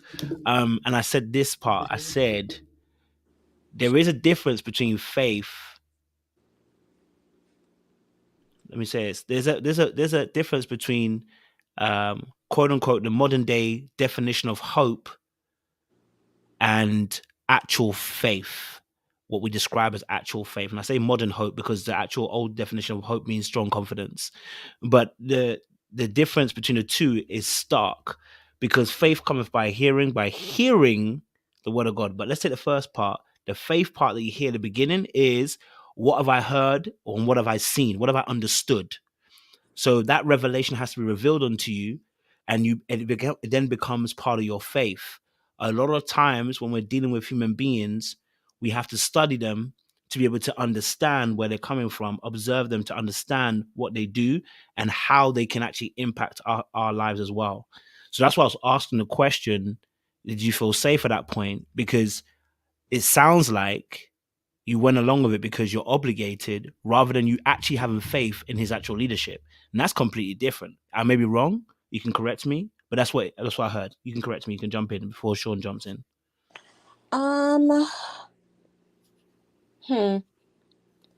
So, well, first I'll address a couple of the questions. I'm on my phone, so I can't respond to the chat. But yes, I'm in therapy. I'm getting therapy right now. Someone had mentioned I need to get therapy before I start dating again, so I am. And someone else asked how old I was during this time. I was either 30 or 29 when this happened. Anyway, so I preface this with experience or lack thereof. In my household, there was no dating allowed. I was on the path of going to medical school, and my dad told me no boys till after medical school. So my ex-husband was the second person I had ever dated.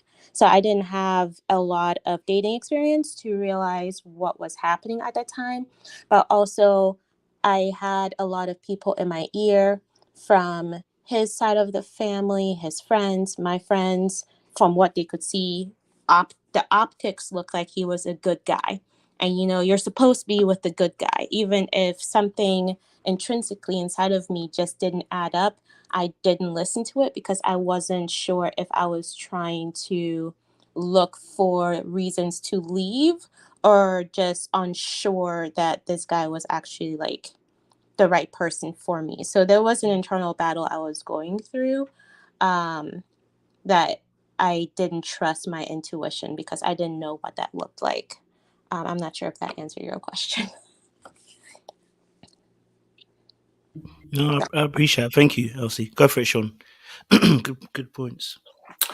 No, I mean, I think I think we all have been there, and we can look back on a situation where we could think about how we got there, right? So, again, I appreciate you, for really being honest and open and talking to us about your experiences. And I think when we think about safe space, that's another element, right? And that's where the trust comes into play, because if I'm vulnerable and I trust you, you shouldn't willfully take advantage of me, right? We know mistakes happen. We know people, I may think, oh, this is going to be a great idea, and then it doesn't work out, right? But there's another thing when you willfully take advantage of somebody and you misuse somebody's trust. And that's unfortunate. That's really unfortunate. You know, so again, thank you for sharing, Elsie. And it sounds like you're on a journey to heal and learn from that and grow from that, and know that a lot of the things that were done to you had nothing to do with you.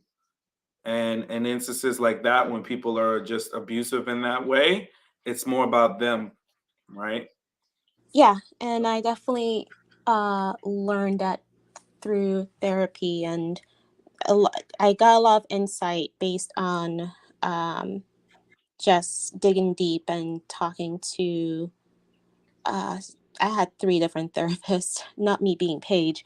Uh, had 3 different therapists at one point. I had one through the church, and I had 2 through my employment. And one of them had mentioned a few things about whether or not the reason why he was treating me the way he was treating me was perhaps of his own trauma with his mother, because it seemed like um, there was a lot of anger towards me, because I had mentioned how he treated me compared to other people, and that was really confusing as well. Other people, specifically non-Black people. Yes. I hear that. I do have one more question. Sorry, I'm intrigued. Sorry, it's more for my book than anything. 'Cause, you know, that's how I learn stuff. But before I get Andrea in, so I have a thing called quality control in the book, and it's about the process of going through quality control before we get to the product and the service getting out there. I want to ask you a question. So obviously, before you got married, for you, quality control would be then obviously friends, family, etc., etc. Were you able to bring him forth in front of family? Because I know sometimes as family is not always 100, and we don't always have a family with us, whatever reason that's for. But were you able to bring him forth before family? I.e., most specifically, I'm talking about dad, because that's usually the one. But for you, were you able to bring him in front of family? I was able to bring him in front of my mom. He met my mom pretty quickly. My dad didn't have a close relationship with any of his children, even though I was the closest one to him. He didn't meet my dad till 3-4 years into our relationship. Okay. But my dad didn't really have much to say, because it felt like no matter who I brought, if he wasn't Ghanaian, he wasn't going to be happy with him anyway. So it wasn't until when I was going through my separation when he had vocalized a few of his concerns. I'm like, and now you tell me? I get it. I get it. Okay. No, I appreciate it, Elsie. Thank you for sharing that. Thank you. Andrea, welcome to the chat, man.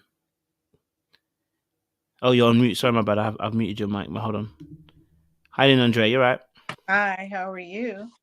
I'm good. I'm good. I'm good. You know, I know you had a story for us as well, so we wanna hear and we wanna learn. So, by all means, take your time and give it to us raw. That sounds wrong, but And it's really nice to be a part. I watch quite often, and so it's really nice to be a part of this. Um, uh, I come probably from a different spectrum. I am quite older than all of you, and I was with my ex-husband for 24 years. We got divorced at 22 years of marriage, and after the divorce was over, I realized that I was not safe to love. And the reason that I say that I was not safe is because there were things about me that I knew that were happening emotionally and mentally prior to my marriage that I reasoned away spiritually, right? So I thought that I could that the Lord would do some things in my heart so that the marriage would be all right. And so actually, the marriage was more of a cover than it was a covenant.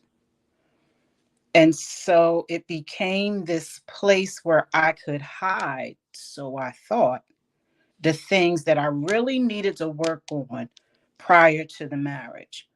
And so, the first probably maybe 5 to 10 years of our marriage was pretty good. But come year 11 and going forward, we started to have some problems because the emotional things that were going on with me started to show up. And usually they show up in crisis, right? So when money got tight, or when, I thought he wasn't doing right. I thought he was not hearing me. I thought that he was mishandling my emotions, right? That's what I would call it. He was mishandling my emotions. I just became this person that was angry. I was like Dahlia, I would rage. And there was no middle ground with me. It was either good or real good, or it was really bad. And I just turned into this kind of wife that emasculated my husband with my words. Things would happen with us, and I'd call my sister-in-law on the phone and I'd talk about him like he was nothing and nobody. And I came to understand that while there were some things that he did, right, because it takes two people to be married, and no one comes into the marriage perfect. What I did understand is that I didn't want to own the things that I was doing, because it was easier to say that if you didn't do this, I would not have done that.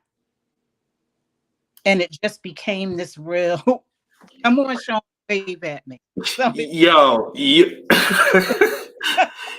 Andrea, I got a tear in my eye that's ready, like a thug tear right there. You're preaching a word. I'm sorry to interrupt you. That's But go okay. ahead. And so it just became this cycle of this going back and forth. And, when I thought I was doing the right things and I thought we were in a good place, then all of a sudden something would happen to change that. And then we just kind of went with this tug and pull and tug and pull. And believe it or not, it went on for quite a long time. Eventually, my mom got ill. She came to live with us. She was with us for 3 years. She passed away. And after my mom passed away, everything just fell apart, because I became so consumed with everything else than him. And he said it. He said to me that he didn't feel needed. Now, this came after, let me just give a little bit of background. So after my mom passed away in 2011, during the time that she was with us and I was caregiving for her, I had stopped working. And, basically he was the provider for the home, but I had always worked through our marriage. This was probably the first time that I had never worked. And so, we were doing a lot, and, financially it started to take a tug, and, and emotionally too, because it was really hard to watch her be this vibrant person and then just to start to decline. And I just felt like at some point in time, he kind of fell out of it, because at first we were doing it together, but at some point in time, he just kind of like fell off, and I didn't understand why. And then eventually what happened is after my mom passed away, he started to talk to a coworker. And I've heard you talk about it, Kojo, about how coworkers are dangerous, and they are. When you're in a vulnerable space, the coworker seems like the only person that gets it, right? They're the one that understands everything. They feel you, all of that. So he started to begin to have conversations with this coworker. And from what I know, what I come to find out, I don't think anything ever physically happened with them, but there was something emotional that happened with them. And so eventually we got to this place where, I caught them talking a couple times, and, I had a womanly conversation with her and told her, stop calling my husband. And that did cease. And so one night we're having this conversation, and I asked him, I said, what was it? What was it? And it's a very hard conversation for a woman to have. When you ask your man, what was it about this person that drew him away from you? And so I asked him the question, and he said, because she needed me. And when he said, because she needed me, that thing just broke my heart. Now, I asked the question and I wanted an honest answer, but it broke my heart because here I was feeling, well, I needed you too. I needed you at a very difficult point. And what do you mean you was, she needed you? But what I failed to realize in the marriage was that I hadn't really done a good job of balancing between what was happening with my mom and what was happening with my marriage. Sometimes in marriage, we inadvertently think that our spouse is just supposed to understand and keep moving along. And sometimes that's difficult to do. And I think that you have to learn how to acknowledge when your spouse is at a place when they don't have so much to give. Doesn't mean that they don't love you, don't mean that they don't think you are a good spouse. But there's just this situation that's happening that they're having a hard time with too. And you and your own thing or what you're feeling, you can become selfish. And so what happened was the communication broke down with us at that point, and things just started to they just started to dissipate. And we had a hard time bringing it back together. We did the counseling at the church. I would get angry at the counseling because I felt like he wouldn't be honest, but I wasn't being honest either, because in the counseling I covered him, because I wouldn't say to the pastor really what he was doing. I just wanted it to be fixed, so I could feel better. But I covered him and I didn't really say things that were happening. So that didn't help at all. And so eventually it just got to a point where um, it, we couldn't do it. We couldn't communicate anymore. And I stayed in for as long as I thought it was going to work. And I did the Christian thing.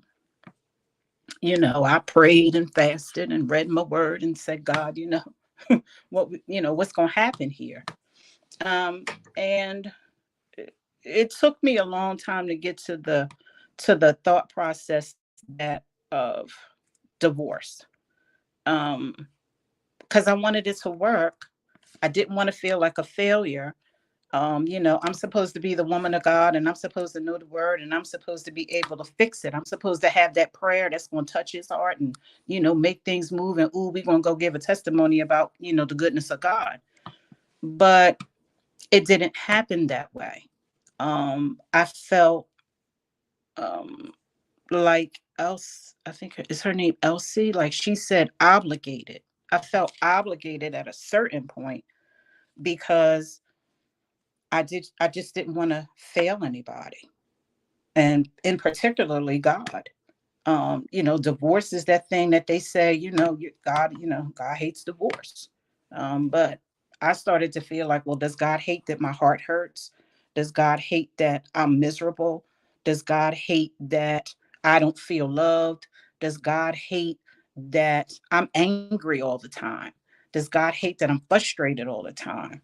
And so we just eventually got to the point where it it just was not working. And so, we started to go into these different areas. And during the midst of this time now, when we're going to these different areas, I started doing some self-reflecting and some work on myself. And so I started writing this book called Restored Such a Woman. And I thought it was a journal. I thought it was going to be like this little journal thing. And I'm going to, talk to women about how to be encouraged. And it really just became a journal for myself. I talked about, how I had been molested from 11 to 13, which affected the intimacy in my marriage, which I didn't know that it would, but it did. And I started to write that book, and it just really started to help me understand who I was and what was happening with me. And as I started writing that book, I started to change. And so now as I'm starting to change and I'm saying, okay, I can do different. I can communicate better. I can talk to you better. I can do things better. But then it also started to create this thing in me where I wanted to do other things. I wanted to keep writing. I wanted to become a speaker. I just wanted to start doing all of these things. And now he's feeling like, oh, she's better. But he still wanted to do church on Sunday, this on the weekend, and we go to work every day and we come home and that's it. And that now became not enough for me. And so eventually, he filed for divorce because he saw my changing. And he said to me, I feel like I'm in your way. So I have to say that my prayer was, God, I want you to fix it. However, I know that you hear me when I pray. So either you will fix it or I ask that you release me. Because I wasn't going to file. I'm going to be very honest with you. I wasn't going to file. And I said, God, either you will fix it or you will release me. And when he came to me with the divorce papers, I received that as being released. And I signed them and I moved on. Here I am now. I got divorced in 2016 and it is now 2023. I learned how to communicate. I learned how to understand me. I came to understand that healing is a real thing. It's not a magic pill, but what it does help you to do, it helps you to objectively and maturely examine your own self, right? I learned how to separate rejection from constructive criticism because I dealt with rejection a lot. And so everything I heard was through that filter. So in the healing, I learned how to change the filter. I learned how to not hear things through being hurt, through being angry, through being enraged. Because when you're in those spaces and all of those emotions are working, you're hearing things that people are not saying. And so it for me, it's been a journey. It really has. And I've learned a lot of things. I am now engaged to be married again. I have I've been in a relationship for 4 years.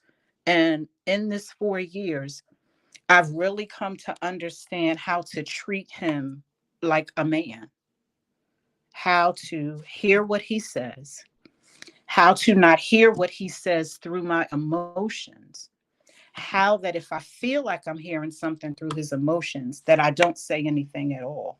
I don't respond. And I've learned how to use like little things. I think it was Sammy was saying a little tricks, right?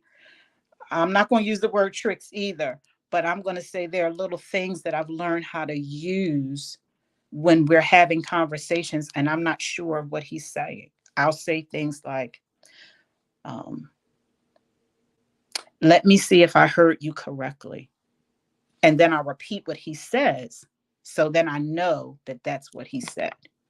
Or I will say, if he's done something and it really hurt my feelings, I'll say to him, I need to share my heart with you.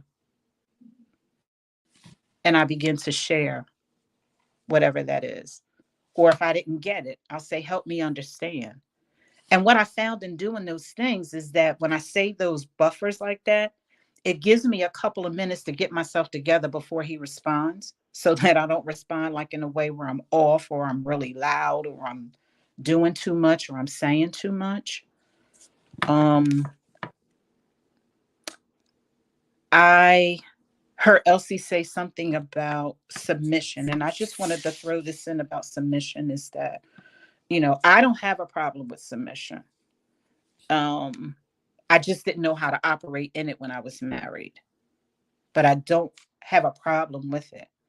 The only concern that I have in submission and what I feel like is that submission is for a level of relationship, and that level is marriage. As a Christian, that's what I believe.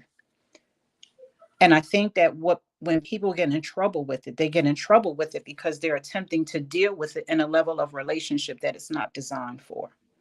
You're not designed as a woman to submit to your boyfriend. You're designed to submit to your husband. Your husband is designed to lead the family first spiritually. So if he is not leading spiritually first, that means that he's leading out of his own heart. And a woman will always be afraid to follow a man who leads out of his own heart because she has to hope that he's doing the right thing. But if you are following a man who is following God, then that means now she puts her faith in him going to God for whatever is going to happen to the family. And now she can follow him and not do it afraid. And there were times in my marriage that I followed my ex-husband afraid. And that fear showed up in me emasculating him with my words, telling him I didn't think he didn't know what he was doing, doing things behind his back because I thought he was moving too slow, creating situations that became more chaotic for the family because I was so afraid. And fear became this really big thing, and it showed up in a lot of different ways. It showed up in anger. It showed up in anxiety. It showed up, like I said, in me doing things and, creating situations that didn't have to be because my fear told me that he didn't hear God. My fear told me that he was moving slow. My fear told me that he didn't get it.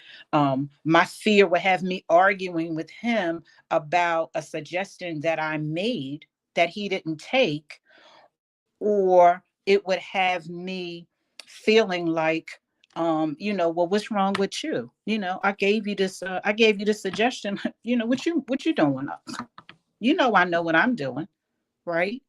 It had me at times where I would, we would say that we were doing something. Like, for example, one time we were going to buy a new house. And he said, we went to this development. We were going to go and we were going to get the house and everything. And he said to me, I like the house. And we had this whole conversation. And oh, my goodness. So in my mind, I'm thinking, oh, wow, we about to get this house done. So now what I do is I grab the house in my heart. And y'all know, as women, ladies, when a man tell us we going to do something, or we think that he settled on something, we start moving. Next thing you know, I done looked at the school district. I'm figuring out what school my son going to. I'm about to do a whole lot. Because I grabbed it with my heart, but he wasn't settled with it. And so me grabbing things with my heart in the marriage will cause conflict too. Because sometimes we as women, we don't know how to settle down and allow him to make a decision. Just because you liked it doesn't necessarily mean he liked it. And even if he did like it, it doesn't necessarily mean he liked it. It doesn't mean he was settled with it. And so we just kind of went through this thing. And, now that I'm about to be married again, the biggest lesson that I'm taking into the marriage is to not lead with my emotions. Not to lead with my emotions at all. And, I hear men say all the time that we are, women are emotional and men are logical. And I guess to a degree we are. But what I've also learned, and I appreciate about my fiance, is that he does not mishandle my emotions. And the biggest thing he does not do is he does not weaponize them, and he doesn't create a punishment for them. So he doesn't weaponize them. And when I say weaponize them, what he doesn't do is he doesn't say, oh, you're just being emotional. Oh, he doesn't do that. He really listens to what I'm saying. And even if I do get a little edgy or I do get a little, whatever, he doesn't create this punishment by not talking to me or being dismissive of what I said. He acknowledges how I feel, and then we can have a conversation about it. And so there's work to do. And I will say to you that, before you are entertaining getting married or even entering into a relationship, I would really, say that you need to really look at yourself emotionally. You need to look at where you are. I know everybody is saying that they're the prize, I'm the something, and I'm the this and I'm the that. And that's wonderful. But are you really ready to be engaged in a relationship? Are you safe to love? We're talking about safe spaces, but are you safe to love? Have you done the things that are necessary so that somebody can love you and love you from a genuine place? One of the things that I committed to before getting into the relationship that I'm in right now is that I committed to, not giving or receiving love from a broken place. And people do that quite often because they think that when they've come out of a relationship, people say, I've moved on. And that's cool if you moved on. But the key is, are you over it? You can move on, but are you over it? Because if you're not over it, then you will carry into the next relationship the thing you thought you were over, or the thing you said you moved away from. And so I would say, don't reason away things about you that you can't take into a relationship, or that you for sure you can't take into a marriage. And I would even say the same thing for the partner that you're looking at. Don't reason away the things that you see about them, because the thing that you see in a relationship, why you're like, oh, well, he'll get better or she'll get better. When you get into the marriage, that same thing, when it blows up, will look like a crisis. It'll look like something that's so big and so large when it's actually the same thing you saw in a relationship. And I did that in my marriage. There are things that I saw about my ex-husband that I was like, oh, the Lord will fix it. Oh, when we get married, oh, he'll mature and that'll be different. But then when it showed up in the marriage, that thing looked like something that was crazy to me. But it's the same thing. It's not a different thing. Same behavior, same, it's the same thing. It just looks different because the emotional investment in marriage is different. So now it looks bigger. Now it looks like we can't get over it. Now it's like, oh God, I got to get out of here. But I don't know. I hope I said something that helped, Kojo. I'm sorry, I'm ranting, but I hope I said Look, help is an understatement to what you've done for all of us tonight, man and woman alike. I'm so glad. I just want us to be in a space where where you come in ready for the other person. Coming into a relationship doesn't mean that you have to be perfect, but you should be ready and you should be prepared, right? You should be prepared. So we can take away all of the tags of I'm the prize, this is my value, I'm worth it, I'm the son. Okay, that's cute. You're looking at yourself because he asked you to go out for a cup of coffee and now you thought he should have spent $200 to make you feel valuable. If he got to make you spend $200 to make you feel valuable, that means you're not ready. That just means you're not ready. That doesn't mean that doesn't make him a bad dude, because guess what, ladies? Men get to explore their options. If he's asking you what you bring to the table, don't be offended. What y'all say, stand 10 toes down and tell them who you are. I do want dinner though, no coffee. She said, I want dinner. I agree. And there's nothing wrong with that. When I met my ex-husband, okay, maybe I shouldn't get this example because that didn't work out. But when I met my ex-husband, the first day he took me out on was a picnic. It was great. It was beautiful. So don't limit what may be on the other side of the cup of coffee because you're just so focused on the cup of coffee, or you're focused on the fact that let's go out for a drink. They start in the picnic. There's a lot of thoughts in the picnic. Oh, but he may have cooked for the too. It can be thought in the cup of coffee. It can be thought in the drink. It can be thought in a lot of things. But if you give him the opportunity to demonstrate who he is, and don't be offended by him asking who you are. Why are you offended? Don't be offended by that. He wants to know, because if he's a man of vision, he wants to know whether or not you can go, right? He's already seen the exterior.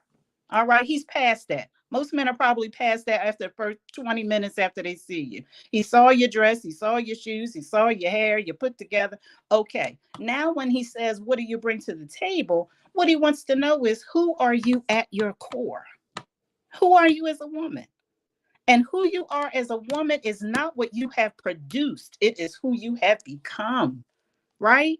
So if you say, I'm an author, I'm a speaker, I'm a coach, I did so-and-so, I did something to the something. Nope, that's what you have produced.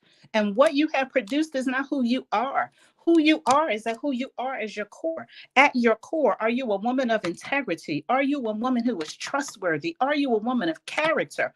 Are you a woman who will be his partner and not his competitor? Men don't want a competitor. They want a partner. They want somebody who can take their vision and make it bigger, right? Doesn't mean that you don't know nothing. Doesn't mean that he can't take your thoughts into consideration and all of that. That's not what submission and leadership is.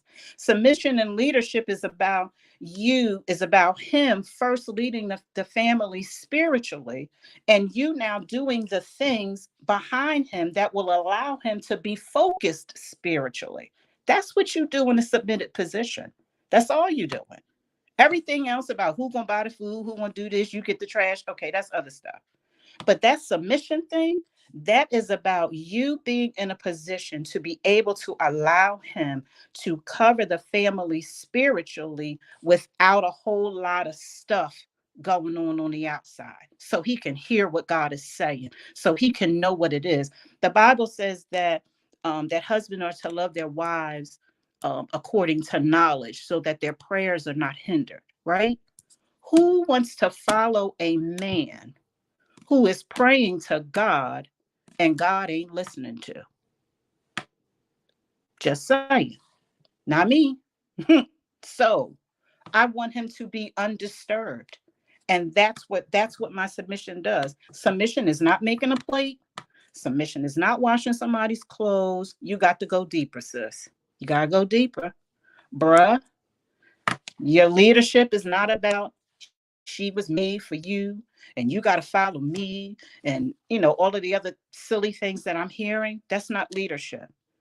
I'll say it again. Ladies, you do not submit to a boyfriend. You submit to a husband. Men, if your leadership is not proven, stop saying you're a leader. Because you cannot say you're a leader and then ask her to pay 50% of the bills. Let me just put that out. Just saying. I'm just going to say. Because I'm just saying, you can't. Because if she's paying for the house and you paying for the house, then that means both of you are providing. And so now you have to come to an agreement to say, you have to come to some common place to say that if you truly are going to be the provider, don't ask her to help you with the phone bill. Don't ask her. Because now when you ask her to help you with financial things, and for most women, especially within this day and age, women are educated, women are financially stable. The things that you can buy, they can buy them too. That's just a fact. But you cannot tell her that, all right, I'm leading and make sure you give me half of the mortgage. Really? How's that working? Make that make sense. Make that make sense. She can't, she's going to look at you like, what? And then you're going to say, well, this is what we doing. Huh? That's not going to work. So if you're going to lead, you have to first demonstrate to her that you're leading your own life, right? Just like Kojo said earlier, that everything about you is in order, not perfect, but it's in order. So that first she feels safe, because no man should want a woman to follow him afraid. You shouldn't want that. You shouldn't boast in that. And we could go really deeper into, the whole thing about Adam and Eve and all that. We won't do that tonight. But I'm just saying, you do not want a woman that is going to follow you afraid. You want her to follow you sure. You want her to follow you settled. You want her to follow your leadership or be connected to your leadership where she's settled with it, where she really knows that, that you're just not moving based on some whims. And, every week you coming up with another plan about what you think is going, work for the family, and you got this project and you got that project and you got this thing and you got that thing going on. You can't have a whole lot of things going on and nothing finished. Nothing is finished. I had a woman ask me one time about, things that you should look for, in a man that's a leader. And I said, if you really want to know if a man is a leader, ask him what he finished. What have you finished? If he's not finished anything, that means he's kind of probably all over the place. He may be somebody that starts something and then he gets distracted, or he gets, I don't know. But if he doesn't have anything solid that he's finished, you might want to leave him alone. And I would say the same thing for a woman. If she does not have anything that she's finished, that means that she may not be able to kind of go along, because you got to look at certain things and you have to be very honest. And it doesn't mean that the person is a bad man or a bad woman. It just may mean that they're not prepared at the time. That's all that means. And I think we have to get away from tagging people as, what's the words now? Narcissist, toxic, gaslighting, something to the something, all of these things. Let's just be honest about what it is. It just means that the person is not prepared. It just means that they may not be for you, but don't mess them up because they are for somebody.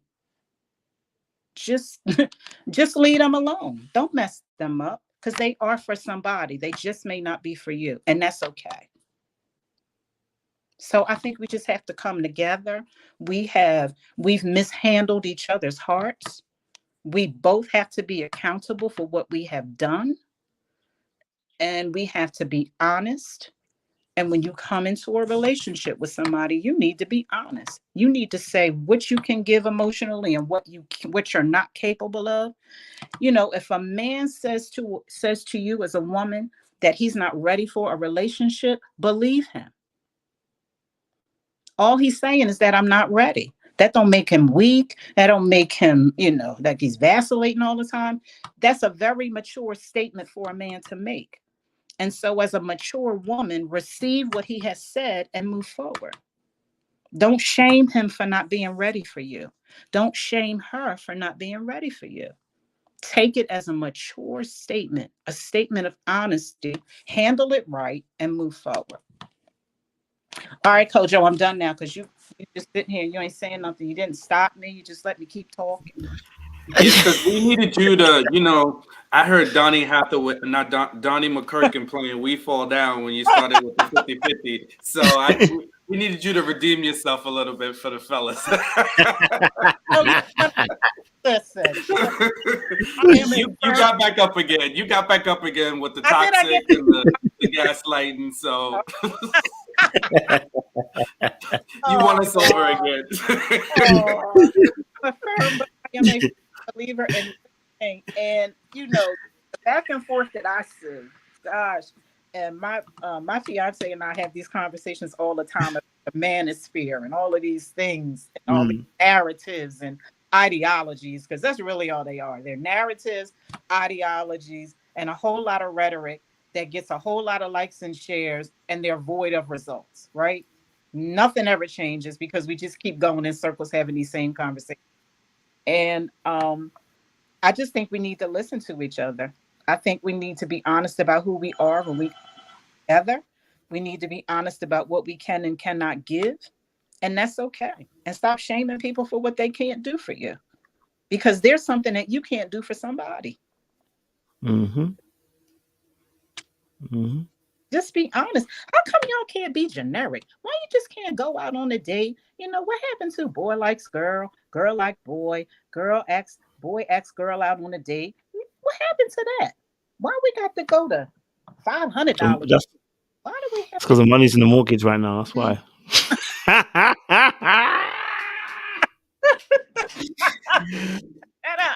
Pastor Andrea said, listen, get your mortgage up, boys. What do you got? You know what I'm saying? Have a plan. Why do we have so many We have so many, and it's nothing wrong with having expectations. It's nothing wrong with having a criteria, but don't have expectations that's going to keep you by yourself. I'm just saying, don't have expectations, or like, come on. Don't like, you got a list, right? Don't let your list be. I mean, and I know ecstatic is the first thing. I mean, because that's the first thing we see. Okay, we don't see if you got an MBA. We don't see if you got a PhD. But can we at least talk about integrity and character before we talk about his credit score or her credit score? Like, can we at least talk about who they are as a person? Who is she as a woman? Who is he as a man? Before we start talking about what kind of ring they got to give me, or how much sex she got to give me, and what she got to do. Can we at least do that? Mm-hmm. Can we, coach, do that first? We can. We can indeed. We can indeed. Listen, we got it. You spoke the truth. I appreciate it, Andrea. Don't go anywhere. Stay on the panel. Bronsberg wants to add. Thank you, Andrea. I appreciate it. Honestly, it was a word. I can't lie to you. I put notes. So the rest of them took notes. I took notes. Bronsberg. I'm publishing. Wait a minute. If you put that in the book, you better put my name somewhere. I want my Nah, I ain't gonna put it in the book, but I'm just saying I got some notes. Okay. All right. I'm gonna talk to your husband now, but just, you know what I'm saying, you preach your husband just in case, because I don't want you killing me. Okay, make sure before I write any notes. Go and get some quotes. But thank you again, Andrea. Bronsberg, talk to me. We saying, we're talking about safe spaces. Yeah, we're talking about safe spaces. First of all, what's good, baby? You know what I'm saying? What's good? What's up? What's poppin' with everybody, yo? What's good? What's good? What's good, yo? Appreciate all y'all. So I know you're talking about safe spaces, right? So I was hearing the two ladies that was just speaking, right? So it alerted me to say something to them because I thought they stories was really impeccable, right? So I think I'm gonna say this to Andrea first because I was like hearing her story, and one thing that, you know, the things that I hear sometimes when it comes to marriages and relationships, even though I can't talk on it because I was never married and I'm not married now. This terms is what happens with your journey with God. God knows your journey, right? So sometimes you can only do the best that you can. You can't be fearful of God because with inside you, you're doing the best that you can. You know what I'm saying? So in that moment, sometimes what happens is sometimes the validation has to be another thing or another person, but the validation needs to be yourself. You feel me? So in my personal opinion, the story that you had said was very impeccable, but I will also say, not just to you, but because I hear this narrative sometimes with other people where they be like, you know, I got to pray to God and I got to hope that that person understands me and hears my prayers. And it's just like, nah, you got to be able to pray for you and do your self-work and do your self-healing to move on. You know what I'm saying? Because God knows you self-healing. The universe knows you self-healing. So at the end of the day, just like I told this to a person I even dated, right? I told them this. I said, look, if it's just not meant to be, it's just not meant to be. I'm not forcing nothing. You know what I'm saying? I wish you all the luck. I can still like you, but I can like you from a distance. You know what I'm saying? And I said, I wish you well. Ain't no karma. I'm not going to speak on you negatively. I'm not going to do none of that. I just wish you well. And you just got to play it out for what happens. And I also was listening to ELSIE's story. It was very unfortunate. But I think at the same time, she was able to find herself after the situation. You know what I'm saying? So I just wanted to touch on that. I wish she was here because I wanted to chat with her about that. But in terms of safe spaces, I'm not coming in here to be a misogynist or nothing because everybody deserves their own safe space, right? I believe women deserve their own safe space. I think men deserve their own safe space.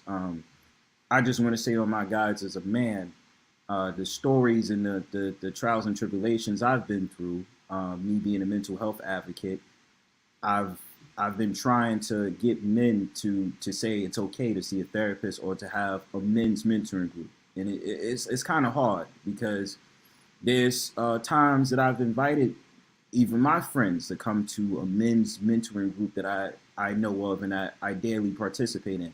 And they keep sitting up there saying, oh, I'm too busy or I don't feel like going or I'm good and stuff like that. And they avoid it.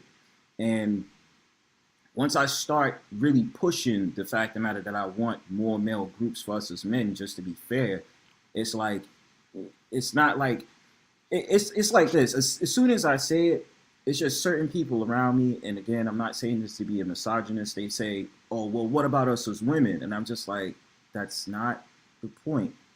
If I find any groups for women, I'll let you know. It's no disrespect, but I just think that with us as men, because we harbor our emotions more, we harbor our feelings, and then it's like we have to just go out and work and do all these different things and be productive. And in the status quo of society, we don't have the same chances as how women have it in society. And again, I'm not saying this to be a misogynist. I'm just saying this to just really give my output on what I see. You feel what I'm saying? So that's just what I think. I think I have some more stuff, but I'm gonna let some other people chime in.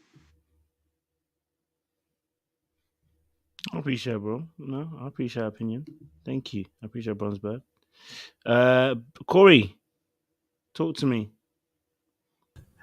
Hey, what's up, everybody? I wanted to kind of touch base on something that I heard Andrea say.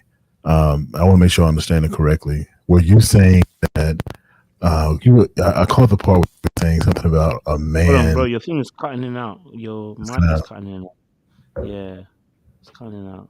We're losing that great voice of yours. Okay, it's better. Yeah, I think I might be better. Go for it. Okay. Andrea, I think you were saying something about a man paying a mortgage and going half and half and being a leader or something like that. Is that something you were saying? Or not being a leader because he's asking for half of the mortgage or something like that?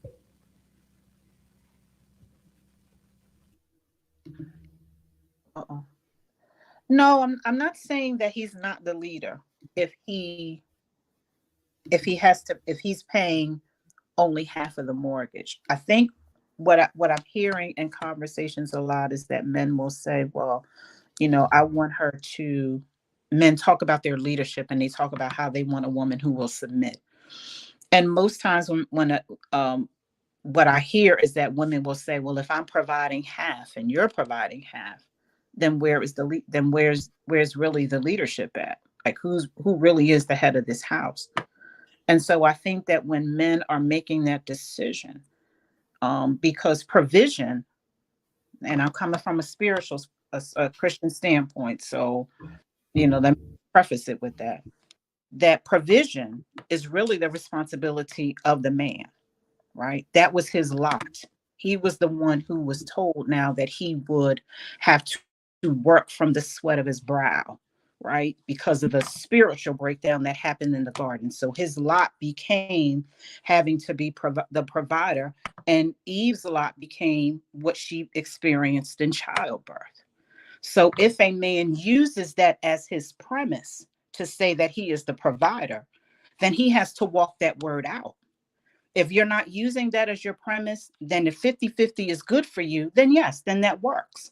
But if you're going to use the spiritual premise of a provider, then 50 does not work, because that is not your role as the leader. Your role as the leader is to provide everything.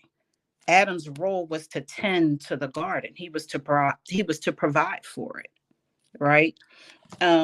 And so, yeah, if that's not your premise, though, then no, that's not going to work for you. That's a principle that's not going to work. And I'm not going to say that you should use it if you don't believe that to be what your standing is. If you think that leadership means that, yes, I make the decisions and, I need her to submit to me or follow behind me, whatever, verbiage you use, then, okay, I guess it would work in that setting.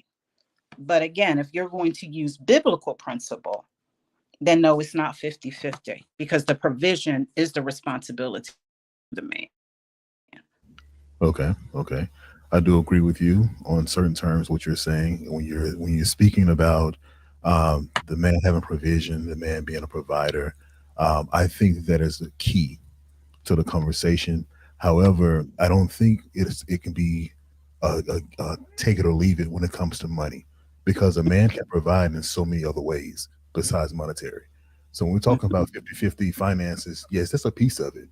but you can still be a great and effective leader and still do 50-50 in other ways, because it's not just about that amount. So when you mention the biblical sense of it, you're telling the truth there. There's no doubt, but it's more than just that 50-50. So that's why I wanted to point out that I agree with you. Have pretty much 50-50. Have what you're saying. Right. So I do believe that a man should be a provider. I believe he should have a vision. I do believe all those things, and that it boils up into how he treats his woman too. It's not just, you can't really throw money at something and expect it to shine or expect it to just be great. You have to be able to harness it. You have to be able to embrace it and show some type of care for that person to feel safe. And you made another mention. You said that a man should not want a woman that that allows him to lead in fear, where she's fearful in his leadership. Okay, I agree with you. So I think the conversation there needs to start with, how can we minimize that fear? But Black women in general have gone through so much by themselves. They have to do everything themselves, be a single parent, be able to run their households without the man being there. Then when that man finally gets there, they're so used to having that leadership role, it's hard to let go of those reins. Respectfully, it's hard to let go of those reins. So there's going to be a sense of fear in there somewhere, because they want things done a certain way. Respectfully, they want things done how they want things done, when they want things done, and everyone is like that, right? So how do we get to a point where men and women can look at each other and say, I completely believe in you? Because even when we talk about trust, no one will agree that they will trust their partner 100%. Although that's the way you think, and if they do dirty on you, then shame on them. But you didn't do anything wrong for trusting them, because that's what you're supposed to do. But it's hard to get anyone to say, I trust you 100%. So with that trust comes those responsibilities of leadership as well. So if he's been an effective leader, he can lead 11 months out of the year. That 12th month, he drops the ball. Now he has to redeem himself in a whole different fashion now to that woman, and sometimes vice versa, from a woman to a man. You have to show yourself that you are still worthy of this position of leadership. So a lot of times we don't get those opportunities to fix anything. We don't get those opportunities to redeem ourselves. One mistake and it's over for us. So we need a little bit more grace from women. I think women need some more grace from us when it comes to what we're looking for in a leadership role. And I think it's important to ask the question of, what is a leader to you? How do you lead the family? How do you see yourself as a husband? Those are questions that you want to ask as well. But that fear, unfortunately, the world we're in right now, I do think that fear will always be there. At least a little bit of it will always be there, because you don't know whether or not that person is going to drop the ball or not. So I just want to speak on that. That's all. That's good. I think that I'm going to start at the fear place. There are a lot of women who are afraid. And there are a lot of women who have taken on a lot of responsibilities, as you stated before. My mom was one of those women. Her and my dad left the house when I was 4, and they didn't actually get divorced until I came out of high school. But my mom took care of my brother and I on her own. And while my mother was not down on marriage, my mother, in an unintentional way, she taught me more how to prepare for the just because and not really be a wife, if that makes sense. So my mom taught me how to make sure I had my own thing in case he act up. My mom taught me make sure I have my own bank account in case he act up. My mom, make sure you hide some money over here in case he act up. My mom taught me how to prepare in case he acted up. And so when I met my husband, I was prepared. I was really prepared. I was good. I'd been to college. I was straight. I didn't need him really to take me out of my mama's house and, set up nothing. But at the same time, I think as women, we have to understand where the fear comes from. For me, the fear of leading a man or following a man, I should say, came from not having that relationship with my father because he didn't keep his promises. He didn't do what he was supposed to do by creating an atmosphere where I felt safe, where I felt validated. I didn't have that. So now when I get into my relationships, if you don't keep a promise, you're out. If you don't do what you're supposed to do, you're out from me. I find you now not trustworthy. I find you now not loyal. I find you now not somebody that I'm willing to make an investment in because I didn't learn how to let go what my father did and I didn't learn how to not vet men through who my father was not. And so women have to figure out what that is. Because no woman just steps into a relationship and says, "Oh, I'm scared to follow you. I'm not sure that you'll do the right thing." Most women to some degree have some experience or some incident where their trust was betrayed, where they were hurt and they took on I'm going to say they took on a defensive place that shows up to men as masculinity. And I think men need to be able to decipher between masculinity or a woman appearing to be masculine or appearing to be so independent that you can't get in, and really she's afraid.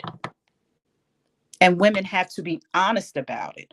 It's nothing wrong with you being, as a woman, successful and you've gained these things and you've done all of that. But you have to be able to examine, why won't I let him in? Why am I being so guarded by him? What is it? And it's nothing wrong with women vetting a man too. And men have to be all right with being vetted. I'm sure you're educated, you got 6 figures, you did this, you did that thing, you got this vision going on. But each of us have to not be, we can't be offended by being vetted. And if you don't work, if you don't come together, that's okay. But it is better to be honest with him to say, "I'm not sure." And it is better for him to hear her saying, "I'm not ready," as opposed to taking it internally and saying, "Oh, she just don't want no man," or "See, she just want to be too independent." No, she's not ready. She's not ready. So if she says she's not ready or she says she's fearful, don't speak to her out of your offense. Accept what she says and move forward. And it's the same thing in the reverse. Ladies, if he's not ready, don't speak out of your offense. And I think we do that back and forth. We speak out of the offense when people are being honest. What is wrong with a man being honest about not wanting to be in a relationship with you? What is wrong with a woman being honest about the fact that she may not be totally bought in to your leadership? We have to be able to have these conversations and they be honest, and people not walk away feeling offended, feeling rejected, feeling like, "Oh, you just don't know me." Then we start getting into these spaces where we're trying to prove to somebody who they lost and all of that. What is that for? We're grown men and women. You have to be able to be okay with the decisions that people make. You have to be okay with the decisions that you make. Don't say to him that you're not all right with his leadership, and then he goes and he meets somebody else and she's all right with it. And vice versa. Don't tell her that she's being too independent and too masculine, and then she goes with somebody else and she learns how to be soft. Sometimes, Corey, I will say it's the approach. Sometimes it is the level of understanding, and sometimes it is how we hear what the person has said. And if we hear what the person has said through rejection, then we filter it through that way, and our response will sound like Okay. You got to hear the truth rather than what somebody. Okay. Okay. You made mention of some root causes, right? So you made mention Mm-hmm. of the women leaders in the family or the mothers telling you to save or have a bank account on the side, be able to do these things for yourself. That instills a level of empowerment for women, and it's nothing wrong with that, but it has to be placed correctly, right? So It if does. say for instance you're in a relationship, you're leading towards marriage, or you've gotten married. How do you still maintain your strength at the same time your husband is able to lead you? Because that is possible to do so, and I think that may be a picture that hasn't been painted for a lot of people. Mm-hmm. You also made mention of fathers. Some fathers may not be in the household. Now, Mm-hmm. I can definitely respect and understand how that can affect some women, but I've also Mm-hmm. seen very strong women do things in spite of. Right? You have that caliber of women as well who are saying, okay, my father wasn't here, but I'm still going to college. My father wasn't here. I'm still going to graduate. I'm still going to get this job. I'm still going to do this, achieve their goals. So you have that. So it really encompasses how you utilize the information you're given, right? Mm-hmm. So if you utilize information that parents teach their daughters of, have a spare account, um, don't put all of your trust in a man, always work, and you always have your own finances. That's good information. I'm not taking that away. But when Mm-hmm. you're in a marriage, if you know you have that fallback, if you know you Mm-hmm. have that there, then how much effort are you really going to truly put into that relationship? How much effort are you really going to put into that marriage when you know your bank account, you guys have been dating, oh, I'm sorry, you guys have been married for 10 years. Now your bank account looks like 60 grand because your mom told you to save up. So now Mm-hmm. you have an account with $60,000 in it. At what point do you say, okay, this man is a good man? He's Mm-hmm. a good leader. He's an effective leader. There's no need for this account. How do you now explain where that 60,000 comes from? Because when you have that, when you do that, we all know it's done. But once a man understands that that's what's being done, it seems like you're doubting him. You're doubting his leadership capabilities. You're doubting him as your husband. You Mm-hmm. have all these doubts, and at that point, you really should not have said, "I do," when he asked you to marry you. When he got on bended knee, you should not have accepted that invitation. I mean that proposal. Mm-hmm. So again, it boils back to how do we utilize the information that we're given. Same thing for men. It's not all with women. Same thing for men. Men are told to be masculine, be strong, be this, that, to be a leader. And it takes more than just being a man to be a leader. Mm-hmm. So you have to be able to encompass goal. You have to have goals that you have to reach. You have to have certain things in life that you've gone through that will make you a better man to become a better leader. So I think a lot of men have it mixed up when saying, okay, I'm a grown man, that makes me a leader. That's not true. So I think on both sides, I've always said this, I say this all the time, both sides needs work, right? An understanding of each other. So if we're dating and transparency is needed more in relationships, I want to know what you've gone through. I want to know your worst relationship. I want to know your best relationship. This helps me to understand you. I want to know more about your past than where you're going, because your past can tell me if you can get to where you're going. So when I ask women questions that I'm dating, I will ask them questions about their past. First jobs versus where you are now. What did you want to be when you were in college? What did you want to be when you were in high school? I can ask those questions. It may seem like it doesn't make sense, but to me, that gives me the information I need to know who you are and how you got from point A to where you are now. And if that trail makes sense to me, then we can continue forward. If it doesn't, like you said, accept the fact that I'm saying that it's not for me, and I move forward. So we have to be able to respect each other, as you just well put it, that if it's something negative that we don't like, we have to respect the other person's opinion. But in the same time, you have to give that person a chance to show improve. And now in today's world, it's more of a what's the next best thing. So you get a man or a woman who is great to you. They're a great partner, but you have someone else across the way that looks shiny, bright, and new. Let me see what that's about. Now that you've now that you engaged with that person, now you're at a point where now you're in this conundrum where you don't know which one to do, which one to go to. But you never would have been there if you stayed home. Good is never good enough nowadays. You can be a good man, you can make six figures, but if another man comes along, another woman comes along, they can do better or they can make more, then now it's they're an option now. So we need to minimize our options when it comes to knowing what we have, what we asked for. If we get what we asked for, then okay, let's see how we can work with that. So that's all I want to say. I think that standards and boundaries should be what drive in your relationship and when you're looking to engage in a relationship. A lot of people are led by preference, and preference can fade, right? Because preference for the most part sometimes are very superficial things. You know, how he look, how she look, her waist size, you know, what's the thing going on? Is she a 10 or 6? Is he a 5 or 2? You know, all of those things. Those are very superficial things.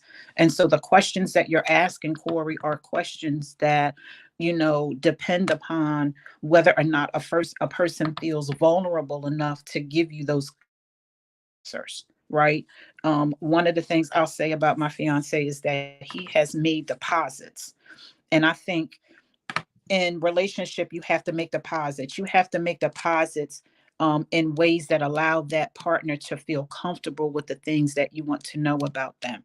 And one of the deposits that he made was that when I share information with him, he never throws it back at me, or he never uses it against me. Because I think once you share information with somebody and they use it against you, you'll never share it again.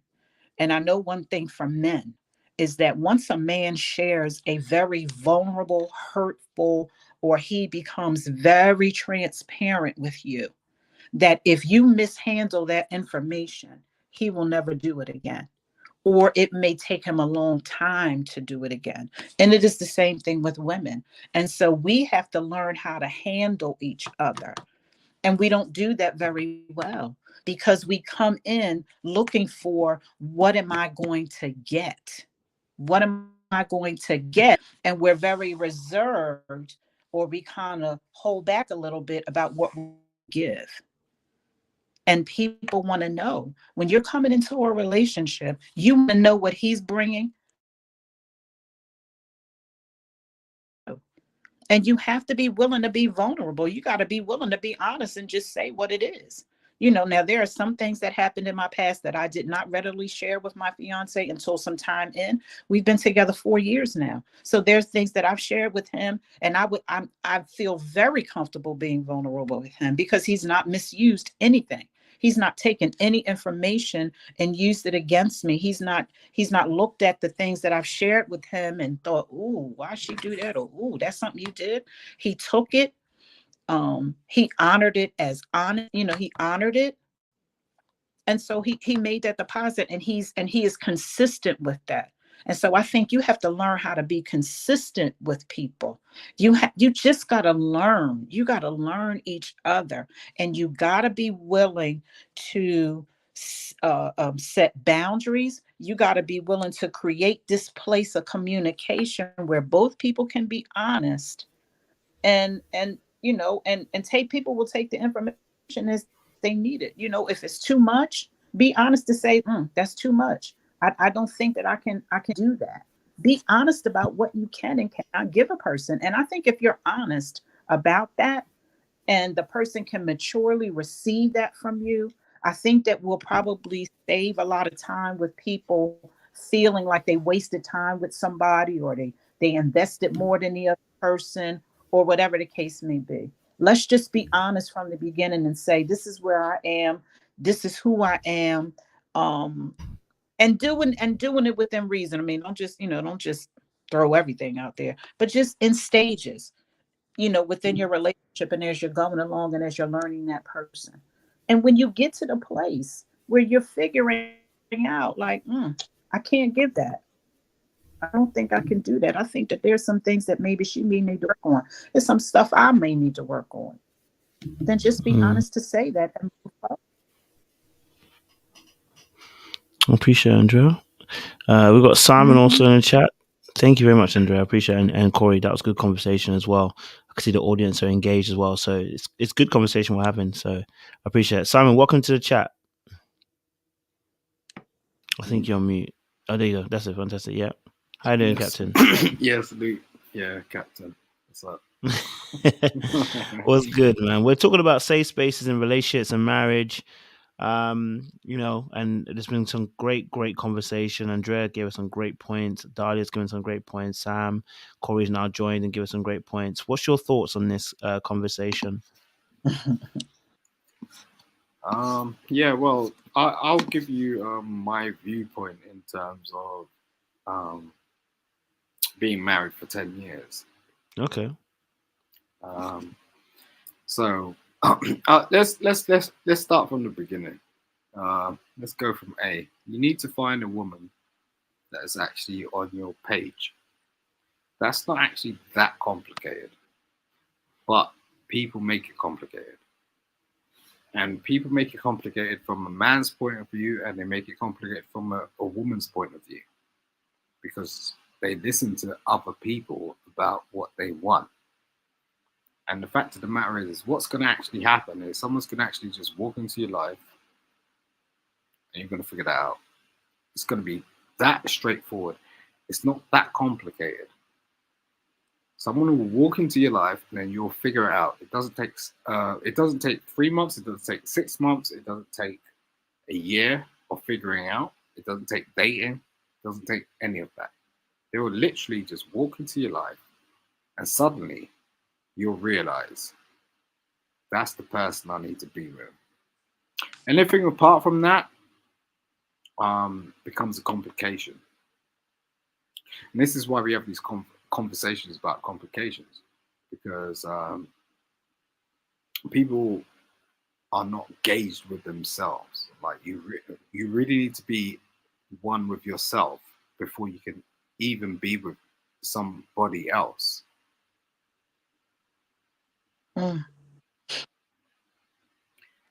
The thing is like,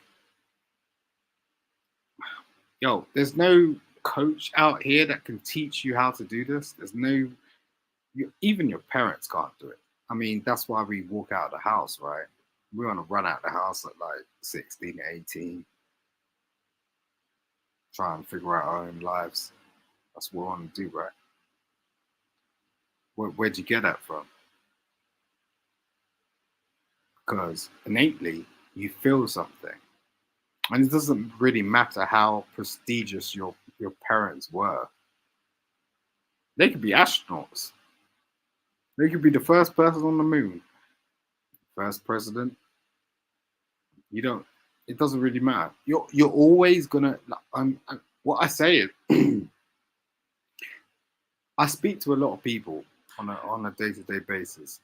Simon, real quick, I'm sorry to interrupt you, bro. Is there any way you could just have one light for us? Just one of them? Say that again, bro. Is there any way you could have like just one light filter, whether it's the white, the green, the red? What do you mean by filters? Your lights are changing. Changing color in the background. Oh, you want me to change my background? Yeah, just one light just color, a lighting. because it's kind of spinning and it's throwing some of us off. Yeah. So if you just had one color versus the color shift. Yeah, you could have done that in the back chat, bro. I mean, I have no problem with that. I can sort that out. It's not a problem. Just give me a sec. No worries. Is that okay? Yeah. Is that okay? One color? Perfect. That's cool. Yes. Go forth and prosper. Oh. I just said I'm just gonna put the light on. Okay, that's cool. Yeah. Fine. It's gonna take a minute though. Like you might want to talk to some other people. Yeah, cool. Okay, we'll come back to you then. No worries at all. Any thoughts? I know obviously I haven't heard from Sam and Dahlia in a little while. If you guys got any thoughts, Sam and Dahlia?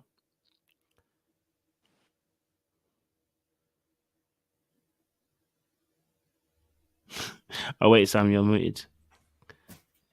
Dahlia, go ahead. I've really just been listening. Okay.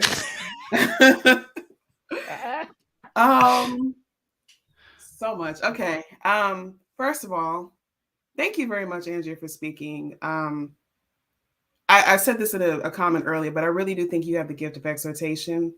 That was really encouraging, and it was just really fantastic advice. I'm gonna have to go back and watch this again and take a couple of notes because you kind of tagged me in a couple of those points.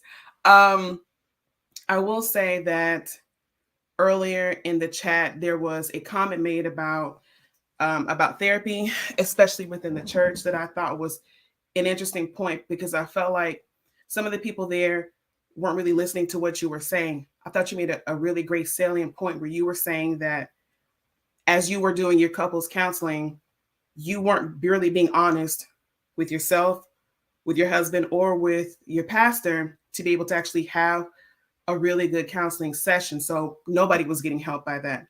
And I think that's kind of a point that went past some people. I think that therapy is a great tool, but it's really only a tool if you want it to be. If you're not in a place where you can receive what the information that somebody's telling you, it's just going to go in one ear and out the other, just like anything else. It's the same old adage. You can't help nobody who don't want to be helped, basically. And I think that you made a really good point about that. And I also think that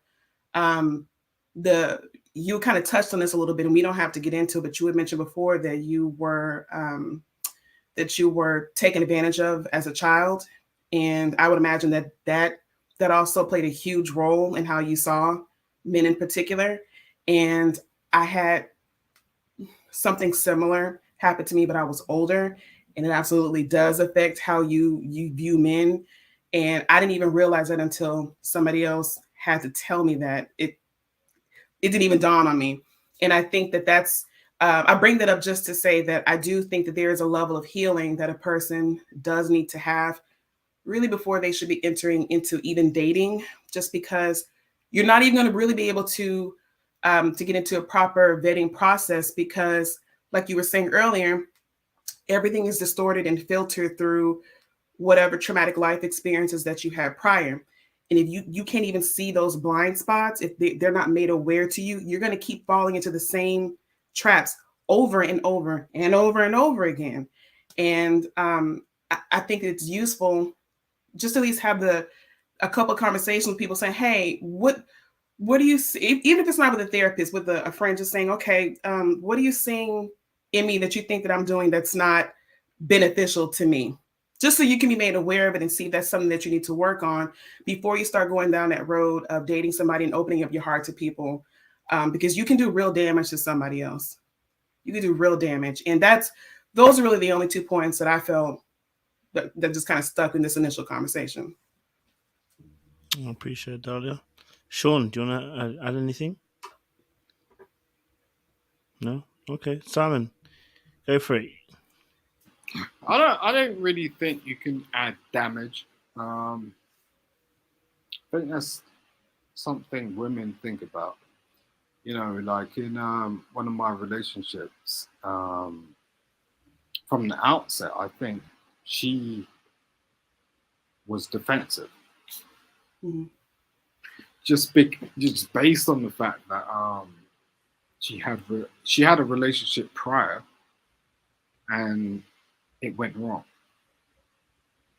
And I was walking into a situation where it's like, I'm not actually trying to save you, I'm just trying to be with you.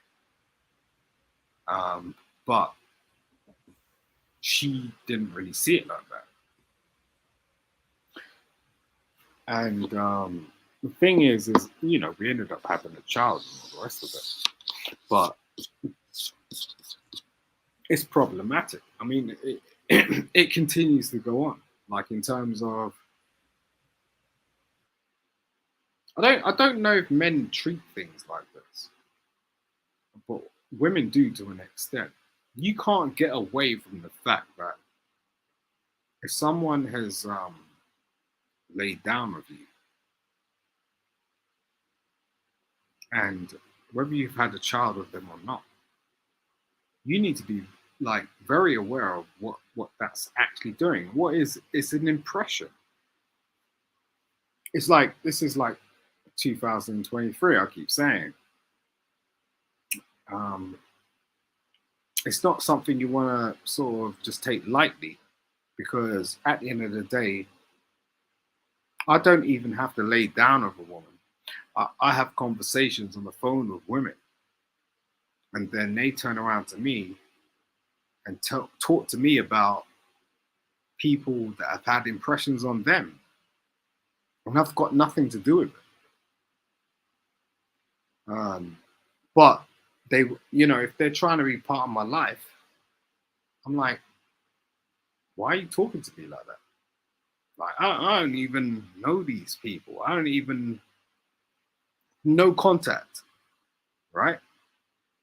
How would a woman feel about that? If we turn the tables round, every time a man came into your life, let's say first date, first thing they're talking about is your ex. My ex is like this. She has all these bodies. She treats me in a certain way. She trashed my house. She doesn't want to cook. She doesn't want to. I mean, on your first date, is that the first thing that happens? That's not what you want to hear, right? So it's like, for example, we think about this as black men. Like, it's like, okay, I'm going to take this black woman on a date. I ain't even going to say anything about my ex because she's been putting onion layers on me. And like a black woman just does not want to hear that sort of stuff. But you'll drop it later. That's fine. We can deal with that. But you know, at that date where we're putting up that 30 pounds, 50 pounds, we're asking you about what's your favorite dish? What do you like to eat? You like milkshake? Do you want to get that Swisher? We could do whatever we want because we're trying to sort of be together, right? And that's just the basis of it. We're just trying to be together. So now we're leaning across each other. We're looking at each other on that table, eye to eye. Now you're going to turn around to me and tell me about your ex and your trauma and what you need to figure out. Why is it that we don't have a lot of black women on platforms right now talking about black men talking about trauma? I ain't seen a lot of that. I ain't seen a lot of black platforms where you have a host of men on a platform, whether it be Good Morning TV, Evening TV, after the fact, sitting around talking about trauma. It doesn't happen. I'm sorry. Thank you for allowing me to speak for so long, but we gotta acknowledge this shit because I ain't seen that out here. But yeah, you get black women turning around, oh yeah, I'll be traumatized. It's like, oh, you need to. Then you get the reaction, okay? So now you get the Kevins, and it's like, okay, and then you want to react to the Kevins, but at the same time, it's like, hold up, where are the black men turning around in droves talking about this stuff? Oh, we've experienced trauma. We need to seek psychotherapists. We need to go and like do some extra work.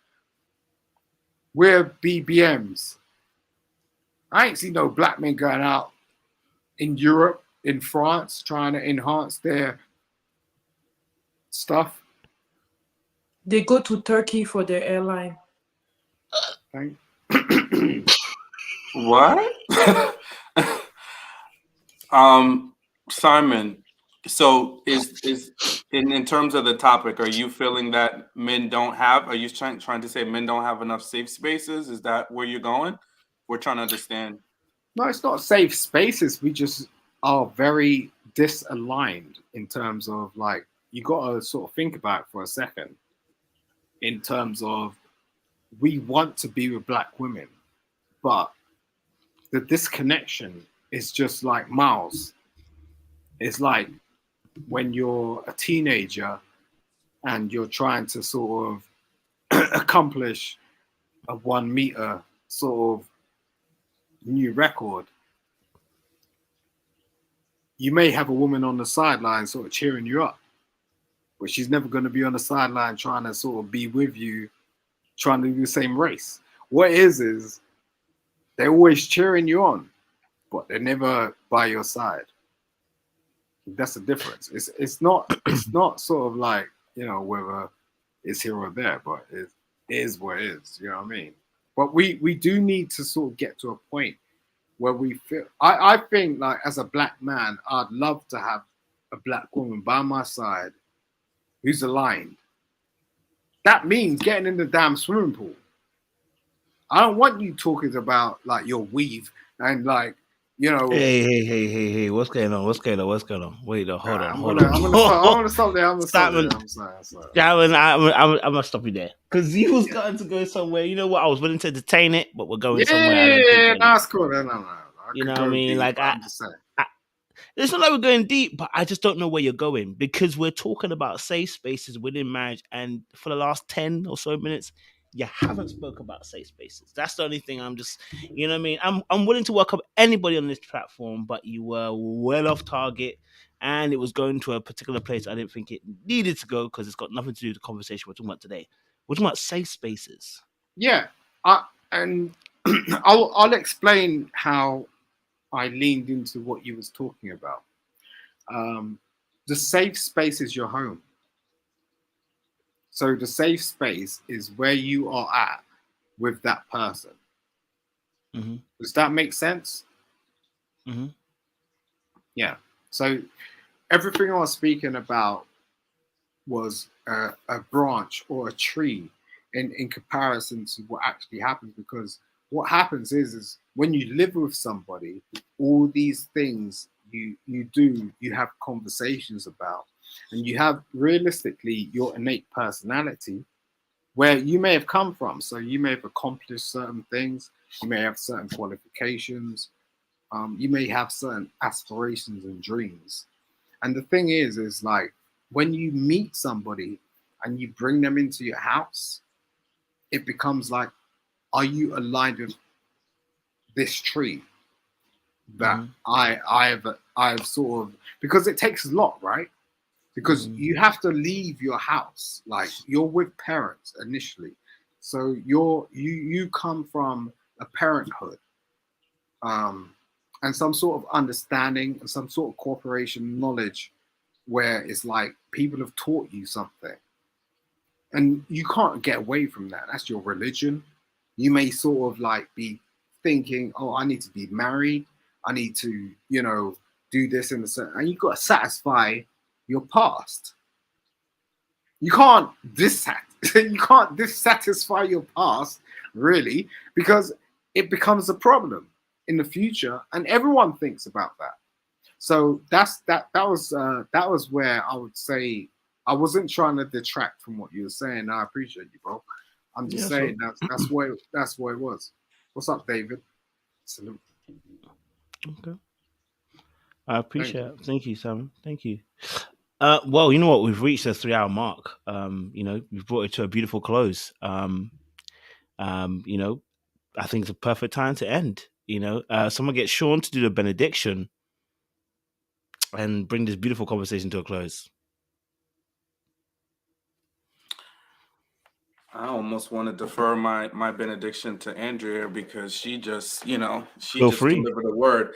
But what I will say is that I think one thing that we learned tonight is that we are both men and women in need of safe spaces. I think our safe spaces look different. I think what we need to do is focus on hearing each other, and also being willing to be wrong, right? And not having our heels so dug in on being right. and accepting and learning from the growth, as our sister Andrea shared with us, right? That growth, there's power and there's healing and growing, and facing the mirror and looking at the things that you could do better, even when you think you're right. I'm sure there's things that we could all do better. So self-reflection makes you safe. Being willing to be wrong makes you a safe space. Loving someone despite their flaws makes you safe. And ultimately, being vulnerable makes you safe. Back to you, Coach.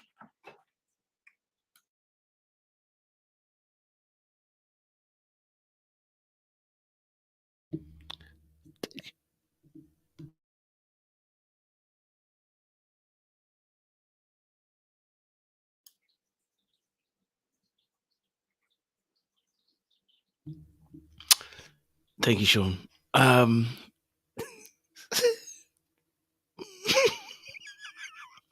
You guys need to do better. I hate my group chat. All right, cool. Listen. Thank you so much. Andrea, you can come again. Dada, you know you're always welcome. Sam, you know you're always welcome. Simon, we appreciate you. Corey, you can do whatever you do normally. And Sean, we appreciate it as always. Wow. Listen, it's been a it's been a great conversation. It's ended on a really beautiful note. You know, as they always say, you know, Simon says. So, you know, and you know, on that note, I think we should end this beautiful conversation. It's been great. I've had a good time. I've learned some things, got some gems. You know what I'm saying? I've explored in this conversation. You know what? And it's good. Sometimes it's good just to listen and have different viewpoints from, you know, the men and the women today. So I really do appreciate what you guys brought to the table. So I'm looking forward to next week's conversation.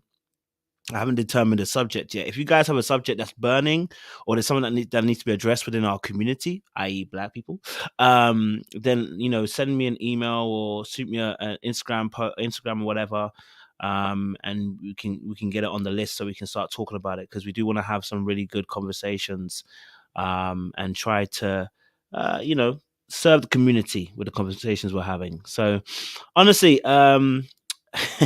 ladies and gentlemen, it's been an amazing conversation, and I can't wait for next week. Oh, we're back here on Thursday night. So Thursday we'll have Married at First Sight. We'll talk on that show, and then we'll do Sisters before that as well. And I'm behind like 3 weeks now, so Sisters, so we need to actually do it Thursday. And Saturday again we do Ready to Love, and then Sunday men's panel. Before you go anywhere, guys, please like the live. Let YouTube know that you like it, because I don't know what YouTube's trying to do, but I feel like it's restricting a lot of my content, and I don't know what's going on. But yes, like the live before you guys leave, and make sure you guys share this with somebody else. Okay, all right. And I'm gonna leave you a lovely little video, because you know what? When I come through, you know what I mean, I'm from around the way, so you already know what's gonna happen. Mike, I'm leaving here with something. You know what I mean? I'm from around the way. I'm leaving with something. All right, ladies and gentlemen, have a great day, and we'll see you again. You know what?